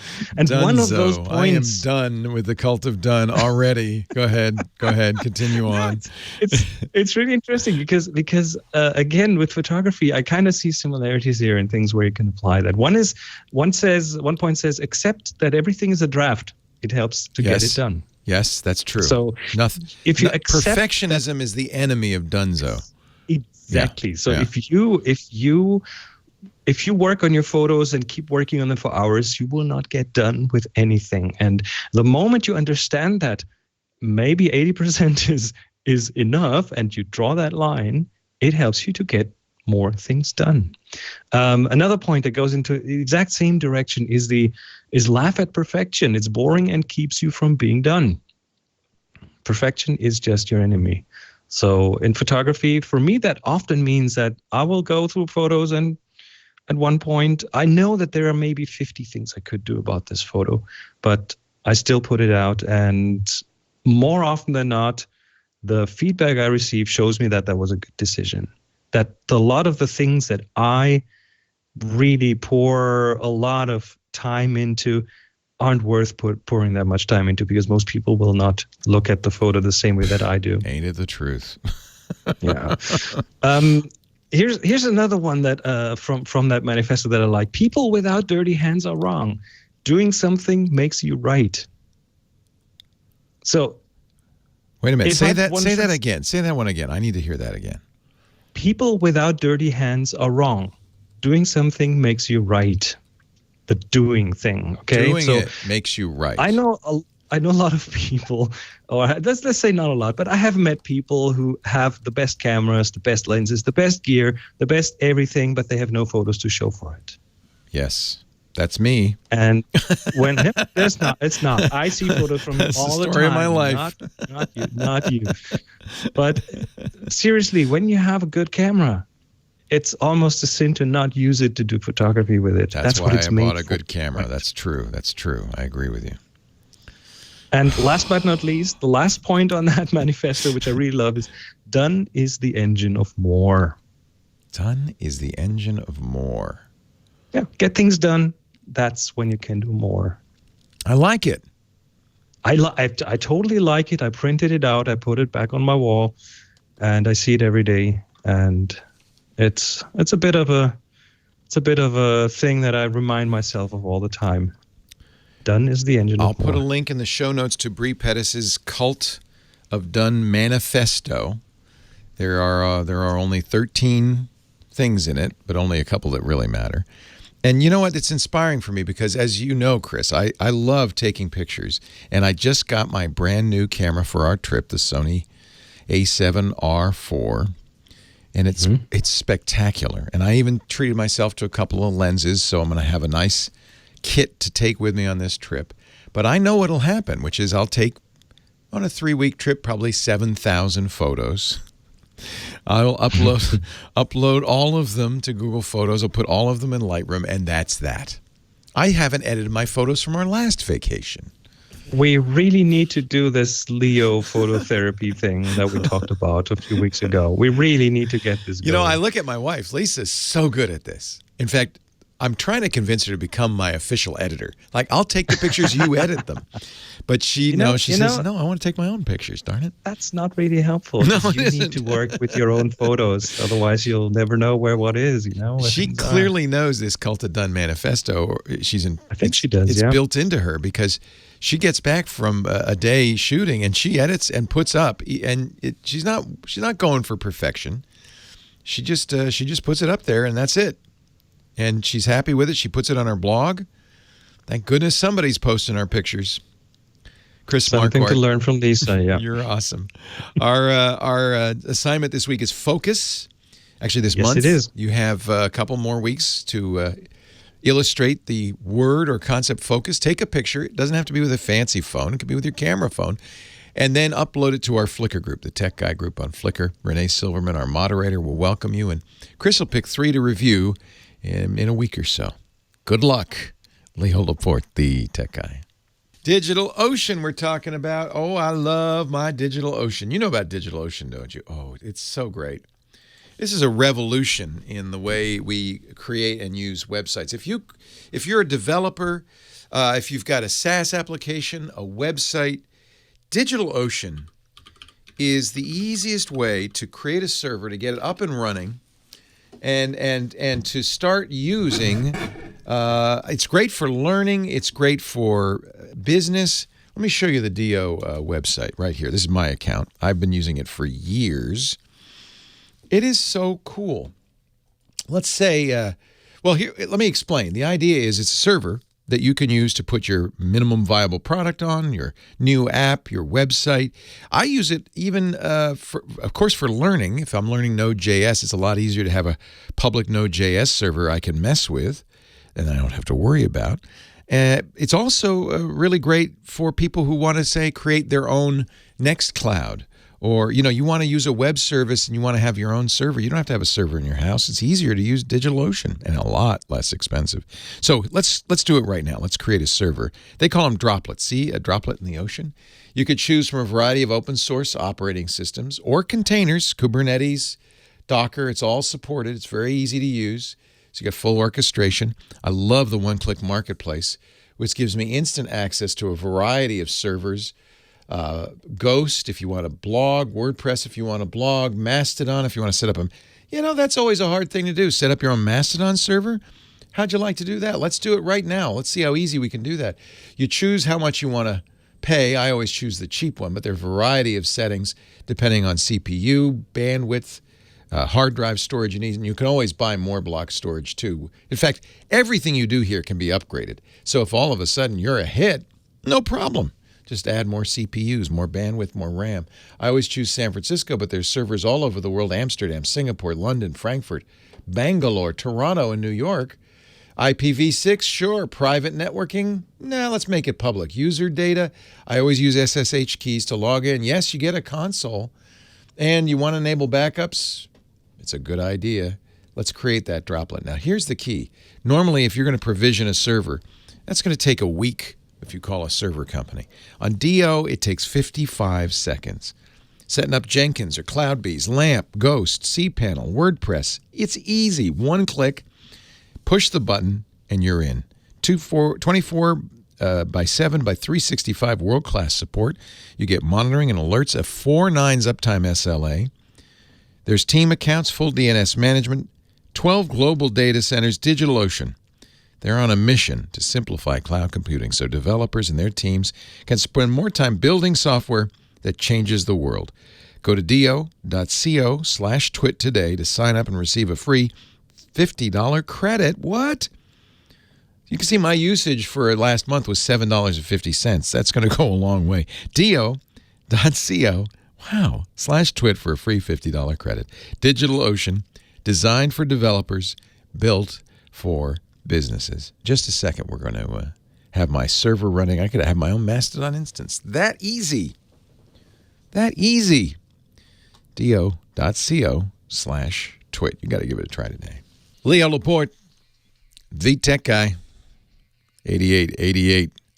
Ask Leo, give me a ring. Let's talk high tech. Line 1, Tom in Los Angeles. Hey, Tom. Hello, Tom. Hello. Hello. Welcome. What can I do? I'm sorry. I didn't mean to sneak up on you. Well, that's how it is.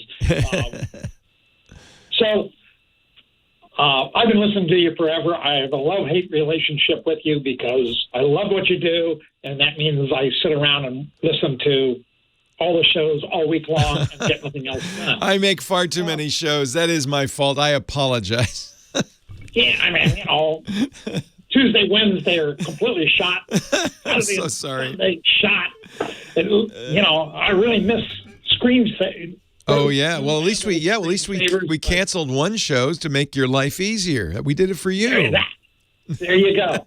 Anyway, so I want to learn Linux, so I load up Linux on a system. I have a Windows 10 system here that I have set up as a dual boot system with Linux and Windows 10. Yes. And so it hadn't been on for a month or something, and I turned it on, and Windows says, install the feature update 1903.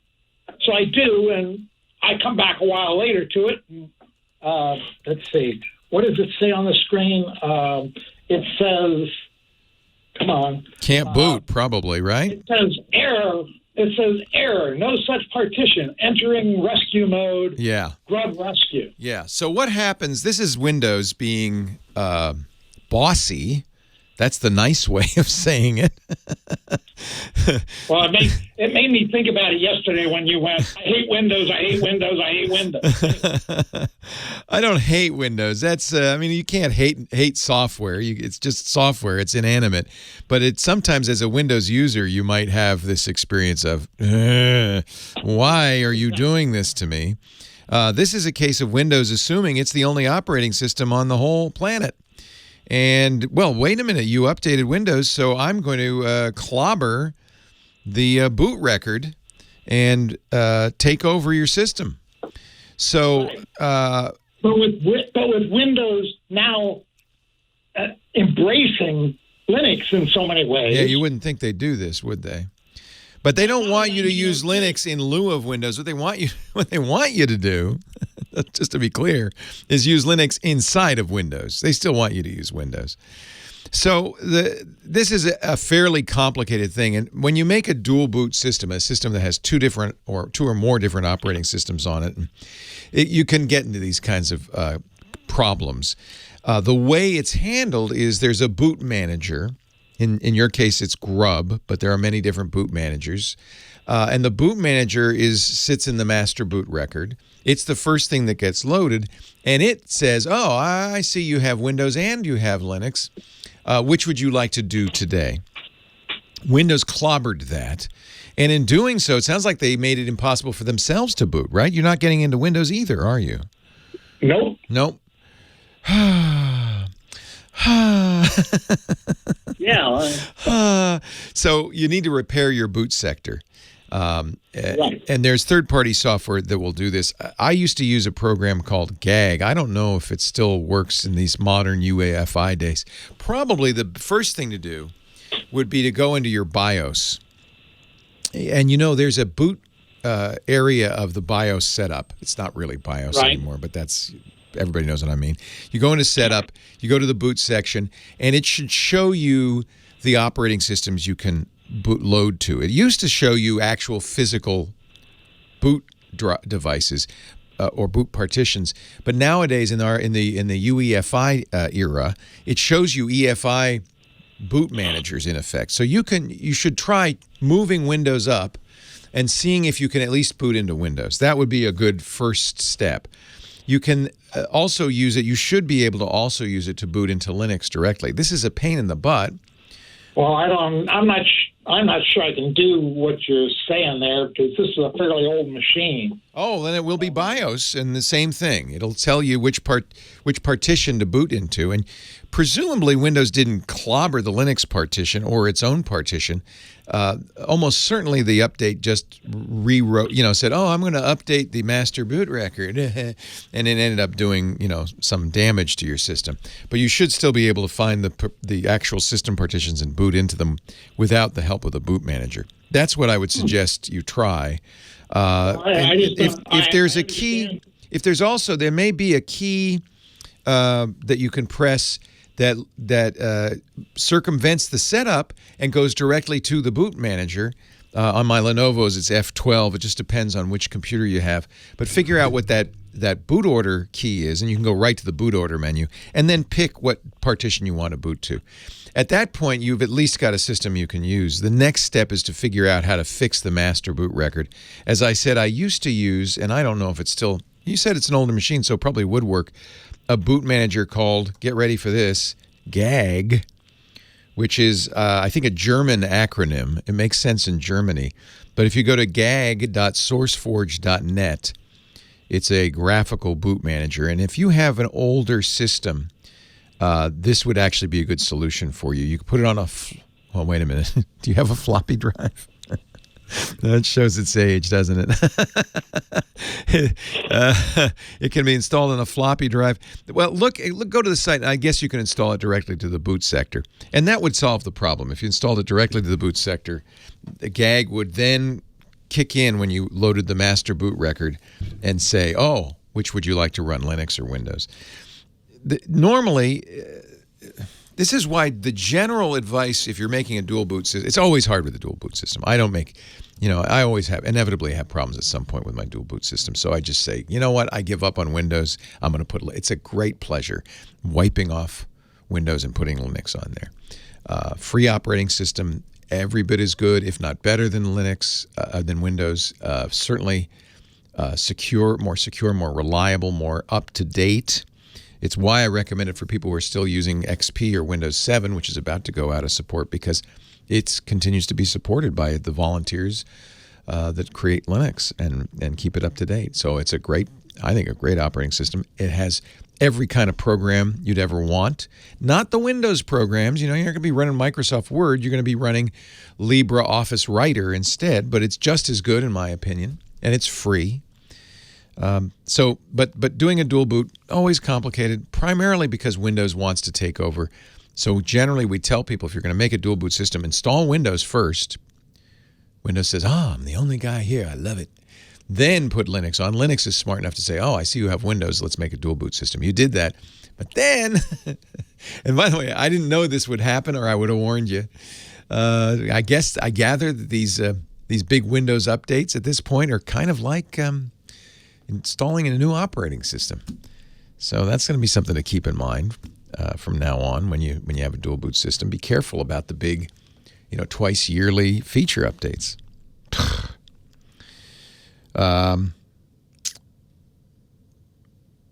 Tech in San Diego says you could always use Windows in a virtual machine in Linux. That's not a bad idea. This is going to happen again. 19H2, 1909 will be coming out soon. I swear, it's just, if it's not one thing, it's another. But Windows is fine. I don't want to scare people away from Windows, especially Windows 10. I think Microsoft's done a good job. I just think that there really are only two operating systems in the world. There's Windows and there's everything else. And everything else is all based on the operating system written at AT&T Bell Labs in 1970 called Unix. Mac is based on Unix. Linux is based on Unix. The Unix operating system is strong, robust, vital. You can use Windows or you can use everything else, and I most of the time will prefer to use everything else. Well, hey, how are you today? Leo Laporte here, the tech guy, yeah? Time to talk computers and the internet and home theater, digital photography. We got your smartphones, we got your smart watches, we got all that jazz. 8888 Ask Leo is my number. Love to hear from you. 888-827-5536. That's toll free from anywhere in the U.S. or Canada. You can reach me outside those countries. Just use Skype out or something like that. Shouldn't cost you anything. 8888 Ask Leo. We're talking about everything from the new virtual reality event planned by Facebook in a year, I think, called Horizon. That should be very interesting. It's going to be I don't know. You're going to have to wear a virtual reality helmet, hang out with friends and family. I think Facebook thinks it's the future. We'll see. We've been talking about that. Linux, the problem with dual booting. We also talked about how to get things done. There's a lot of stuff on our plate. If you have a question, a comment, or suggestion, give me a ring. 8888-ASK-LEO. Website is techguylabs.com. And I put everything up there. So there's links to everything there. So you don't have to worry about writing it down while you're listening. techguylabs.com. That's free. Karen is in Olympia, Washington. Thanks for hanging on, Karen. Leo Laporte, the tech guy. Hey, hi, good afternoon. Good afternoon. Let's see, I'm an average user. I discovered this week in Google last year, and then Steve Gibson on security now. Oh, you're not so average anymore. You're a discerning listener. I'm trying. Listening to all our geekiest podcasts. Yeah, it's grown since then, and now the tech guy. Thank you. I really, really enjoy them all. I really appreciate it. Thank you. So nice to meet you, Karen. Well, I have a question about routers. Okay. So the purpose for me is that I have a VPN subscription. Yep. And I'm doing that to avoid a lot of advertising, tracking. I just want a secure connection. Yep. And I'm wondering if I should have my router go through my VPN subscription.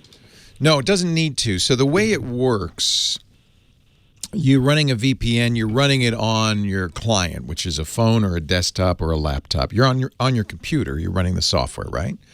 Right. And what it does is it basically, think of it as making a tunnel between that device, that computer, to the VPN server. That's the company you paid for this VPN from. And I don't know if yours lets you, but most do, in the country of your choice. Yes. Yep. So let's say it's the UK because you want to watch BBC stuff or whatever. So there is now a tunnel, an encrypted tunnel between that computer going right through your router, even to your router. So even flying through the air in your house, there's that encrypted tunnel all the way to that server in England. Now, eventually it has to emerge from that tunnel because the website or the place you're going to doesn't understand the VPN. It only encrypts between you and the server.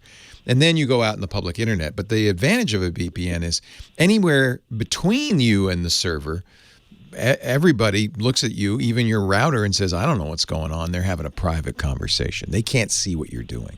Everything you do goes through that tunnel. Now, as it emerges in the public world, it emerges with the identity of that VPN server. And that's why it works to go to a server in England to watch the BBC, because BBC thinks you're in England. That's the IP address you're presenting. The public IP address is the one of the VPN server. So you don't need to put it, you could put it on the router, but honestly, if you've got it on your computer, it's already encrypted between you and the router.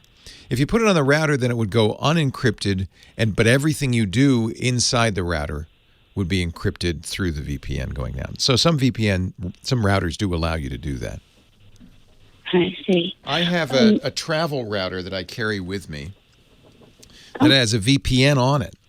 So I connect to this travel router. It connects to the hotel Wi-Fi, but everything from the travel router out is encrypted. So I don't have to put special software on any of my computers or my phone. I just have them join the Wi-Fi network created by the travel router. Now, that has a disadvantage because if somebody's next door in the hotel room, they can see the traffic that's going to the travel router. They just can't see the traffic that's coming out of the travel router. Oh, I see. Does that make sense? Mm-hmm. It does. What about televisions? Then I, have a few subscriptions. Well, if you really want to get private, so you're using this to be private so that people can't snoop on you. Remember, though, of course, as soon as you go outside the VPN, you're in public just as you would be. So starting with the VPN service you're using and everybody after that, they can see what you're doing. But you're right. Your internet service provider has no idea. It just sees the tunnel, the encrypted traffic. It can't tell what you're up to. The problem with that is, and you'll find this quickly when you're trying to watch TV with it, a lot of companies, Netflix, for instance, they don't want you to do this geographic thing. They don't want people outside the U.S. to watch the U.S. version of Netflix, so they block VPNs. It's kind of a cat and mouse game. VPN providers do things to make it impossible. Then Netflix figures it out and blocks it. But you'll find there's some real difficulties watching content. Even the BBC iPlayer, they'll block you if you're on a VPN. So that's one problem. The other problem, if you're going to do that, so you probably read the story that says your TV's spying on you. Yeah. Yeah, I saw that too. A couple of studies, 2 different universities. They looked at the Roku, the Fire TV, a variety of devices like that, and it turns out these devices have microphones on them. Your TV even has, a smart TV will have a microphone, sometimes even a camera, and they'll be spying on you. Now, they're not spying on what you wear to bed. They're spying on what shows you're watching. That's the data point that's valuable to them. They'd like to know what you watch, how long, right, whether you went to make a sandwich during the ad, that kind of thing. It's like ratings.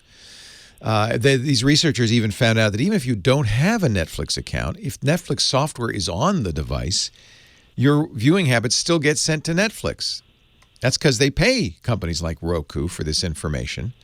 And you can see why Netflix would want that. They want you as a subscriber. You're not subscribing? Well, what are you watching? Maybe we should make a show like that. So that's why I don't. So this is the problem. That probably is to your benefit, really. You want Netflix to make shows you like. It isn't, in my opinion, stealing something of great value, but it is a little creepy because it's in your house. So Yeah. I understand why people want to block that. I wish companies were more forthright about it. That's the real problem. What they should do is there should be a checkbox, and you could opt out. In fact, it should be opt out by default. You can opt in if you say, well, yeah, I'd like Netflix to make better stuff so they can see what I'm doing. Every company, this is going to have to be a law. It is a law in Europe. It's got to be a law in the U.S. It's a simple rule. If companies collect information about you, they have to tell you. They have to tell you what information they collect, who they give that information to, and for what purpose. And finally, they have to give you a way to turn it off. That's simple. That could be a law tomorrow. Nobody's against that except Comcast, Netflix, AT&T, people like that. Yeah, that's the biggest thing is just being aware. Exactly. If you tell me what you're doing and you give me the choice, that's perfect. Maybe Right. I'll choose to give you that information. Maybe there's a benefit to me. I want to see ads for stuff I'm interested in. I don't want to see ads for stuff I'm not going to buy. That's a waste of my time. So that's, I think, what needs to be happening. Now, if you want to do that, that's going to be hard because, as I said, if you if you VPN all outbound traffic, you're going to find a lot of stuff you can't watch. Okay. It's also going to slow you down. There isn't really a good way to do this. You can try, and certainly you can get a router that has this built in. Lots of them do now. But honestly, I think it's going to end up giving you a bad experience. Maybe it's worth trying. And then write to your member of Congress. I know they've got other things on their mind these days, but this is the kind of privacy law we need. And I think it's sensible. I don't think it's hard. If the American people said, no, we want this kind of privacy, we want this kind of disclosure, I think they'd give it to us. Right now, it's a vacuum because nobody even knows this is going on, so nobody's writing to the Congress. And, Congress members are saying, well, I'm getting a lot of money from AT&T, so I just guess we'll keep that turned on. That's a good thing. Exactly right. Right? There's Yeah. There's only one way to compete with money in politics. Vote, write your member of Congress, be involved. Because the only value of money is to get your vote. So if you're paying attention, the value of that money that goes way down. A member of Congress is going to listen to you if 1,000 constituents say, we need this law, they're going to think about it. Maybe they ought to even do something about it. Great question. I really appreciate it. Karen, I'm so glad you listened. Hey, I appreciate all the advice and the tips. I'll catch up one of these days. Oh, you don't have to catch up. You just listen whenever you feel like it. There's plenty out there. There's way too much stuff to keep up with. But do call anytime because that was a great question. Really good conversation. Thank you. Appreciate the help. Thank you. All right, Karen. Take care. 8888 Ask Leo, the phone number. TechGuyLabs.com, the website. irc.twit.tv if you'd like to chat with the people watching the show live. It's all available to you. Stay tuned. More calls right after this. It's our love train, everybody. Leo Laporte, the tech guy. 8888 Ask Leo, the phone number. Riding the love train today, William in Portland, Oregon. Hello, William. Hi, Leo. How are you? I'm well. How are you? I am doing good. So I had a question about the Twit website. Oh. The main Twit website. Okay. Twit is my podcast network. Accessibility. Yeah, for people who don't know, that's the podcast network we do, This Week in Tech. Is it accessible? So, partially. Okay. But not quite. What So could we do better? Twit.tv/twit. Yeah. Your headings aren't set up well.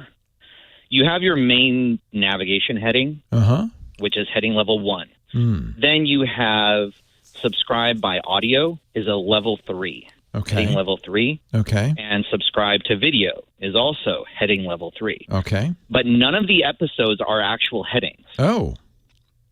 Which is a problem because then I'm having to press my, link hotkey for my screen reader. We should explain accessibility is the issue of somebody who has different abilities to use this site. In your case, I guess you're blind, and so you're using a screen reader. I'm completely blind, and I'm using a program called JAWS. Yeah. There is also a open source called Orca non-visual desktop audio. Oh, NVDA. Yeah. Play audio. Yep. And that is open source. Yeah. And there's Orca too, I think, which is open source. There's a couple of good projects for screen readers. JAWS is expensive, but it's kind of the most widely used system out there. Yeah. So now the subscribe to audio, I'm not sure. See, the subscribe to audio applies not to a specific show, but to the entire, not to a specific episode, but the entire show. So when you subscribe, you're not downloading an episode, you're subscribing to the show itself. I think maybe that's why they're on a different level. I'm not really, of course, I can't see it the way you see it, so I'm not sure what you're talking about, but. Well, in HTML. No, I understand that. I don't want to get too geeky. There used to be a thing called Bobby where you would go and you would get a rating on your accessibility where we could work on it. Is there a new, Bobby went out of business, unfortunately. Is there a new way to do that, an accessibility checker online that you know of? That would be, I don't. Yeah, Bobby was, I don't know why they took it down. Maybe it was just too hard with the new HTML standards. It's changing all the time to keep it going. We'll find one. I will talk to Patrick. He's our web guy because it's absolutely our goal to make this completely accessible. And if it's not, that's bad on us because I want you to be able to find the shows and listen to it. It's in my interest that you can. Not only the right thing to do, but it's just in my interest. So we'll check and we'll figure it out. I'll tell him header levels on the subscribe and audio and video links are at a different level than the actual shows. And maybe he'll understand what to do about that. Yeah, and I'd love to get into the community. Yeah, how's the accessibility on that? This is a new forum. We're just setting this up. It's using software called Discourse, and I was hoping Discourse would be accessible just out of the box. Is it not? So far, it is good, but I can't get in. I'm trying to sign up for an account, but it keeps on saying that my email there is no account that matches my email. So, you need to create one, I guess. I did, and I put in the. Okay. The next step is to look in your email for a authentication email. Okay, a verification. Yeah, verification. Okay. Yeah, because for obvious reasons, we don't want people just to use random emails. Right. So you should get that. It doesn't come out. It doesn't get instantly, but give it a minute or two. It should come to your email. Once you authenticate, once you verify the email, I think then you'll be able to log in just fine. And please, I'll create a section. There's a feedback section on the forum, but I'll create a section for accessibility, or you can. And please, that would be a great thing for us to make accessibility on that forum and our websites as good as we can, because I want everybody to be able to watch, listen, and participate. Well, thank you very much. My pleasure. Thank you so much. Did you ever get the dual electronic? I did. Was that your suggestion, William? I did. Yes, it was. Yeah, that's the little GPS puck. What a clever idea. You know what it's great for, I realized, is some of my iPads don't have GPS. If you don't buy the LTE, they don't have GPS. Wow. But they do have Bluetooth. Yep. So now I have GPS on my iPad. It's a perfect mapping app. So thank you, William. You're welcome. Take care. Leo Laporte, the tech guy. Hey, our show today brought to you by Zapier. This is no myth. I love Zapier. Do you know about Zapier? Zapier is one of those sites that lets you say, when this happens, do this. But it's on steroids. It's like the best thing ever. See, there's an old rule of thumb that if you do something more than a few times, you should automate it. With computers, it's easy. Well, it is if you're a programmer, but you're not a programmer, right? Well, don't worry. You don't have to be a programmer. Zapier lets you automate your workflows simply on a website.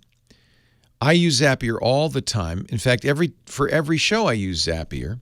I'm going to be using it with our new forum, so it'll automatically notify me when there's updates. I can do some automation in the moderation. Right now, if I'm in my newsreader and I favorite a story, it automatically sends it to Twitter, to my links for Twitter account, bookmarks it on Pinboard for my Pinboard account, adds it to a spreadsheet on Google Drive, on Google Docs, that Karsten, my producer, sees and uses to make the shows. It does that all automatically. I don't even have to think about it. I just press one button, click, and Zapier takes over.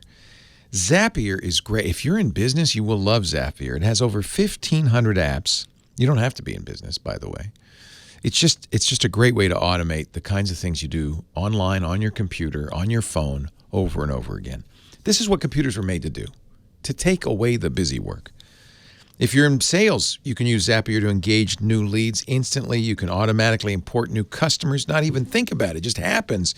Notify your team about opportunities. That's because Zapier works with all the business you use. 1,500 apps, your CRM, Salesforce, whatever. They support multi-step zaps. That's, by the way, they're the only guys who do this. So that means mine's a multi-step. It can do a lot of things. And it makes it very easy to check, make sure it's doing what you want it to do before it goes online. I just love it. Build the solution you need in minutes. No more wasting your time on things you know could be automated. You don't have to go to the engineers, the developers. This is the best thing of all. This just should sell it just by itself. Right now, there are 4.5 million Zapier users. And Zapier knows when those scripts run how much time you're saving. Those 4.5 million people save, on average, 40 hours a month. An entire work week of stuff they'd be doing, except that Zapier does it for them. That's incredible. Make more time to do what you want to do. Grow your business. Enjoy your family. Right now through November, you can try Zapier free for 2 weeks. Go to Zapier, Zapier.com/techguy for your free 14-day trial. I'm telling you, I've been using Zapier for years. And it is amazing. I couldn't do my job, frankly, without Zapier. Zapier.com/techguy. Whatever you do, you can do it easier with Zapier. Zapier.com/techguy. Leo Laporte, the tech guy, 8888 Ask Leo. The phone number, 888-827-5536. Toll free from anywhere in the U.S. or Canada. Website, techguylabs.com. I mentioned our forums. I'm not sure. I wasn't planning on. They're still in beta. I wasn't going to mention this publicly. But now I'm thinking. Well, I mentioned it last break. I better tell everybody. Twit.community. Twit is my podcast network, This Week in Tech. So it is for this show, absolutely. But it's for all the other podcasts we do. And it's going to be geeky. I got to warn you. And it's still in beta. We're still, kind of banging on it. So if it's slow or a little difficult, I apologize. Twit.community is the site. And thanks, by the way, the folks at Discourse. That's their software, their server. And if it's not working, it's their fault. Edward, kind of a backhanded thank you. Edward in Detroit, Michigan. Hello, Edward. Leo Laporte, the tech guy. Hello, Edward. Come to me, my. Hello. All right. I put people on hold for so long sometimes on this show that they fall asleep. like that sound. Hello? No? Hello? Edward, are you there? Hello? There he is. There we go. Can you? Yes. All right. Welcome. What can I do for you? Yeah, good. I'd just like to say that I just love your show. Been listening to you for about 10 years. Wow. And I'm legally blind as well. It just kind of gradually gets worse. In the past couple of years, it crossed the line. So I'm sorry. Hey, I'm good. Good. The thing about most of us handicapped people is we are more ambitious than those that have all of their foot. Isn't that always the case? People who have to, have to work a little harder often do. And I think that's fantastic. Mm-hmm. Well, and also I'd like to say, I know we have a lot of listeners, especially blind listeners, because, hey, we're audio. You don't need to see it. And you get the full experience just by listening. We're better than TV, huh? I love it. What can I do? Thank you, Edward. That's very kind of you. What can I do for you? The 5G LTE that is coming in, they say next year. Someday, once upon a time, in the distant future, in a galaxy long ago and far, far away, yes, we'll have 5G. But here's the thing now that I'm looking at. I've had iPhone 6 Plus since it came out, and now ready to get an update to a new iPhone. Yes, and you'll love these new 11s. I think they're really nice. Really nice. The only thing you won't love, I can tell you right now, and my mom has not given up her iPhone 6, no headphone jack. Right. That's crazy. What's wrong with them? That's why I'm calling you. I got some questions, other questions about this. Okay. Now, with the iPhone, the LTG, the 5G. 5G. For the iPhone. Yes. It tell me that it's not built in software or hardware. No, it needs a new radio. It will never be. But you know what? That's okay. Apple won't be selling a 5G phone at the earliest till 2020. The rumors are they will do it in 2020, but maybe not. And here's why it's okay. You can currently buy 5G phones from Samsung. Who else is selling 5G? Motorola. There are a couple of companies selling 5G phones. If you buy the Samsung S10 5G because you want 5G, here's the problem. I don't know if you're in Detroit. I don't know if there's 5G in Detroit, but even if there is, it may not be in your neighborhood. This is the dirty little secret of 5G. They are telling people, oh, yeah, it's in this city or that city. But it's really only in a corner of that city. Maybe you saw the ads on the football games where they say 5G in these 11 NFL stadiums. What they don't tell you is just a corner of the NFL stadium. Because 5G takes 4 times the cell towers. It doesn't go as far. So when they wire up a football stadium with a cell tower, it only goes to a little tiny portion of it. But then they can say it's 5G. The telecoms are lying through their teeth. AT&T says they have 5GE, which isn't 5G. It's LTE like everyone else, but they're calling it 5G. It's a lie. And the only reason they could do that is because 5G is a very nebulous marketing term. It's not even a technology. It's a 5th generation, whatever that is, of data. So your phone will cost more. In some cases, I've been told, like that Samsung, you have to subscribe to 5G service, which costs more. Even if you can't get 5G service, you still have to subscribe to it. The phone battery will be terrible because 5G uses battery like nobody's business. We haven't figured that part out yet. You probably won't be able to get it at all. If at all, it'll be in a little area. And what do you get with 5G? Nothing.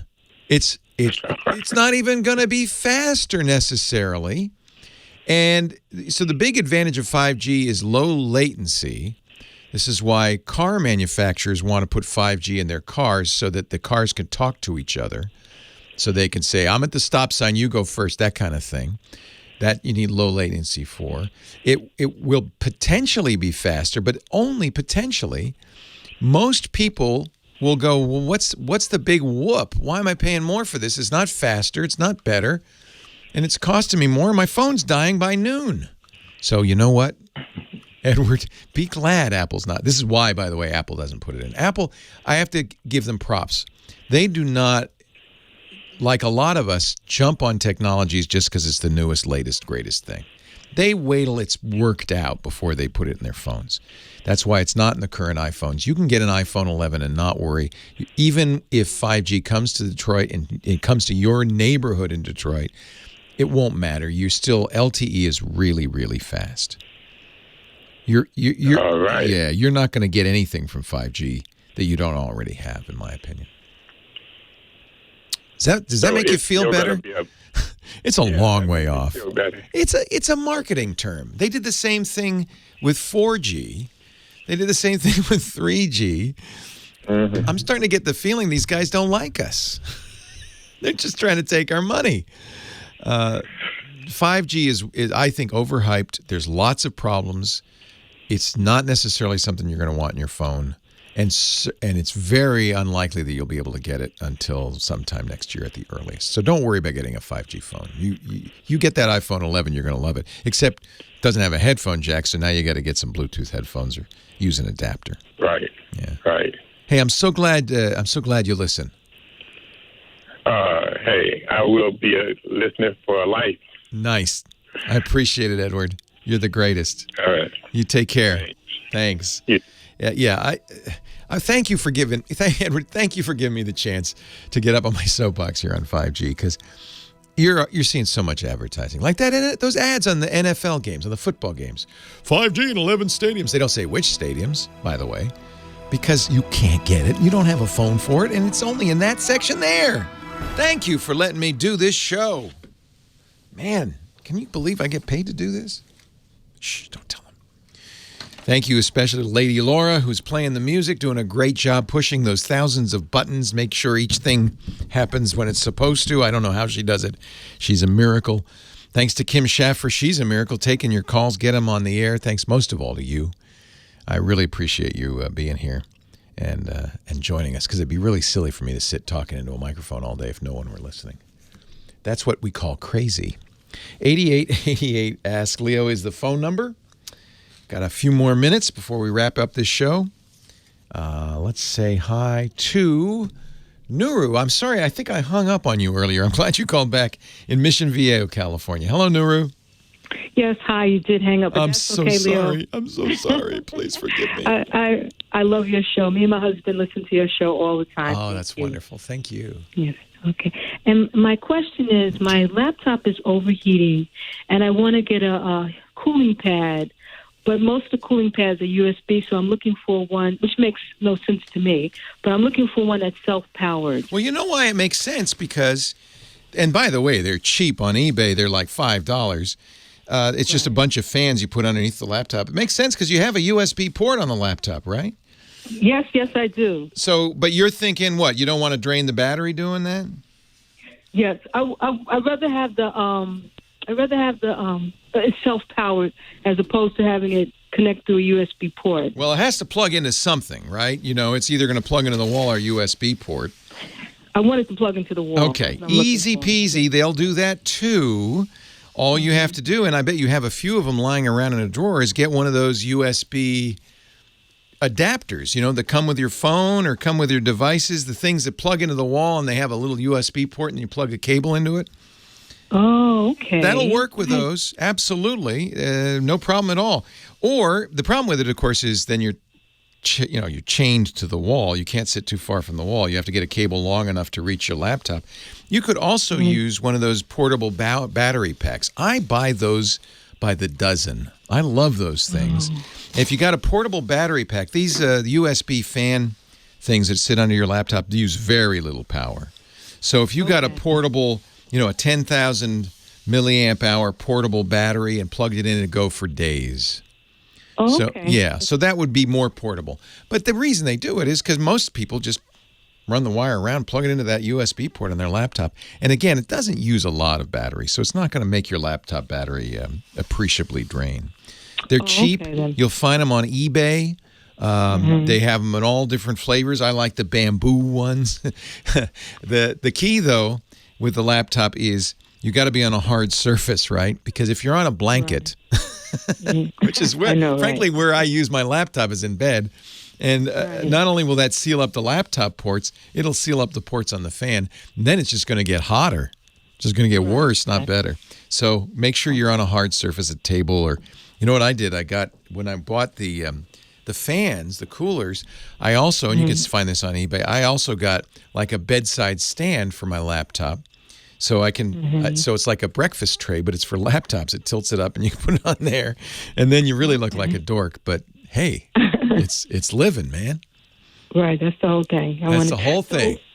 Right. And does any particular company or brand that you recommend? they're all no-name Chinese companies. Even if you bought it from Belkin, which is a well-known name, even if you bought it from them, they're buying it from the no-name Chinese company and just putting the Belkin label on it. So there's no reason not to go direct to the person who makes it. So just go on eBay and look for laptop cooling stands. Do not pay more than $15 for it. Most of them will be $8, $9. You can also get them on AliExpress, AliExpress. That's where I get my cheap Chinese junk. It's the Amazon of China.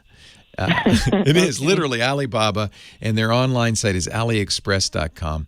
And the only drawback to buying from AliExpress, it's just like buying from Amazon, except they don't have 2-day delivery. They have 2-month delivery because I think they put it literally on the slow boat from China to get to you. Okay, then. All right. Hey, great to talk to you, Nuru. Thank you so much. I appreciate it. Have a good day. Jeff, you're next. San Diego. Hello, Jeff. Hi. Hey, Leo, I got a quick question for you. Sir. Do you do some kind of a download every day? How do you retain so much knowledge and information? That's what the chat room's for. I just say it out loud. The chat room memorizes it, and then when I forget it, I go, "Hey, chat room, what was that thing I was talking about last week?" And they tell me. It's an. Oh, okay.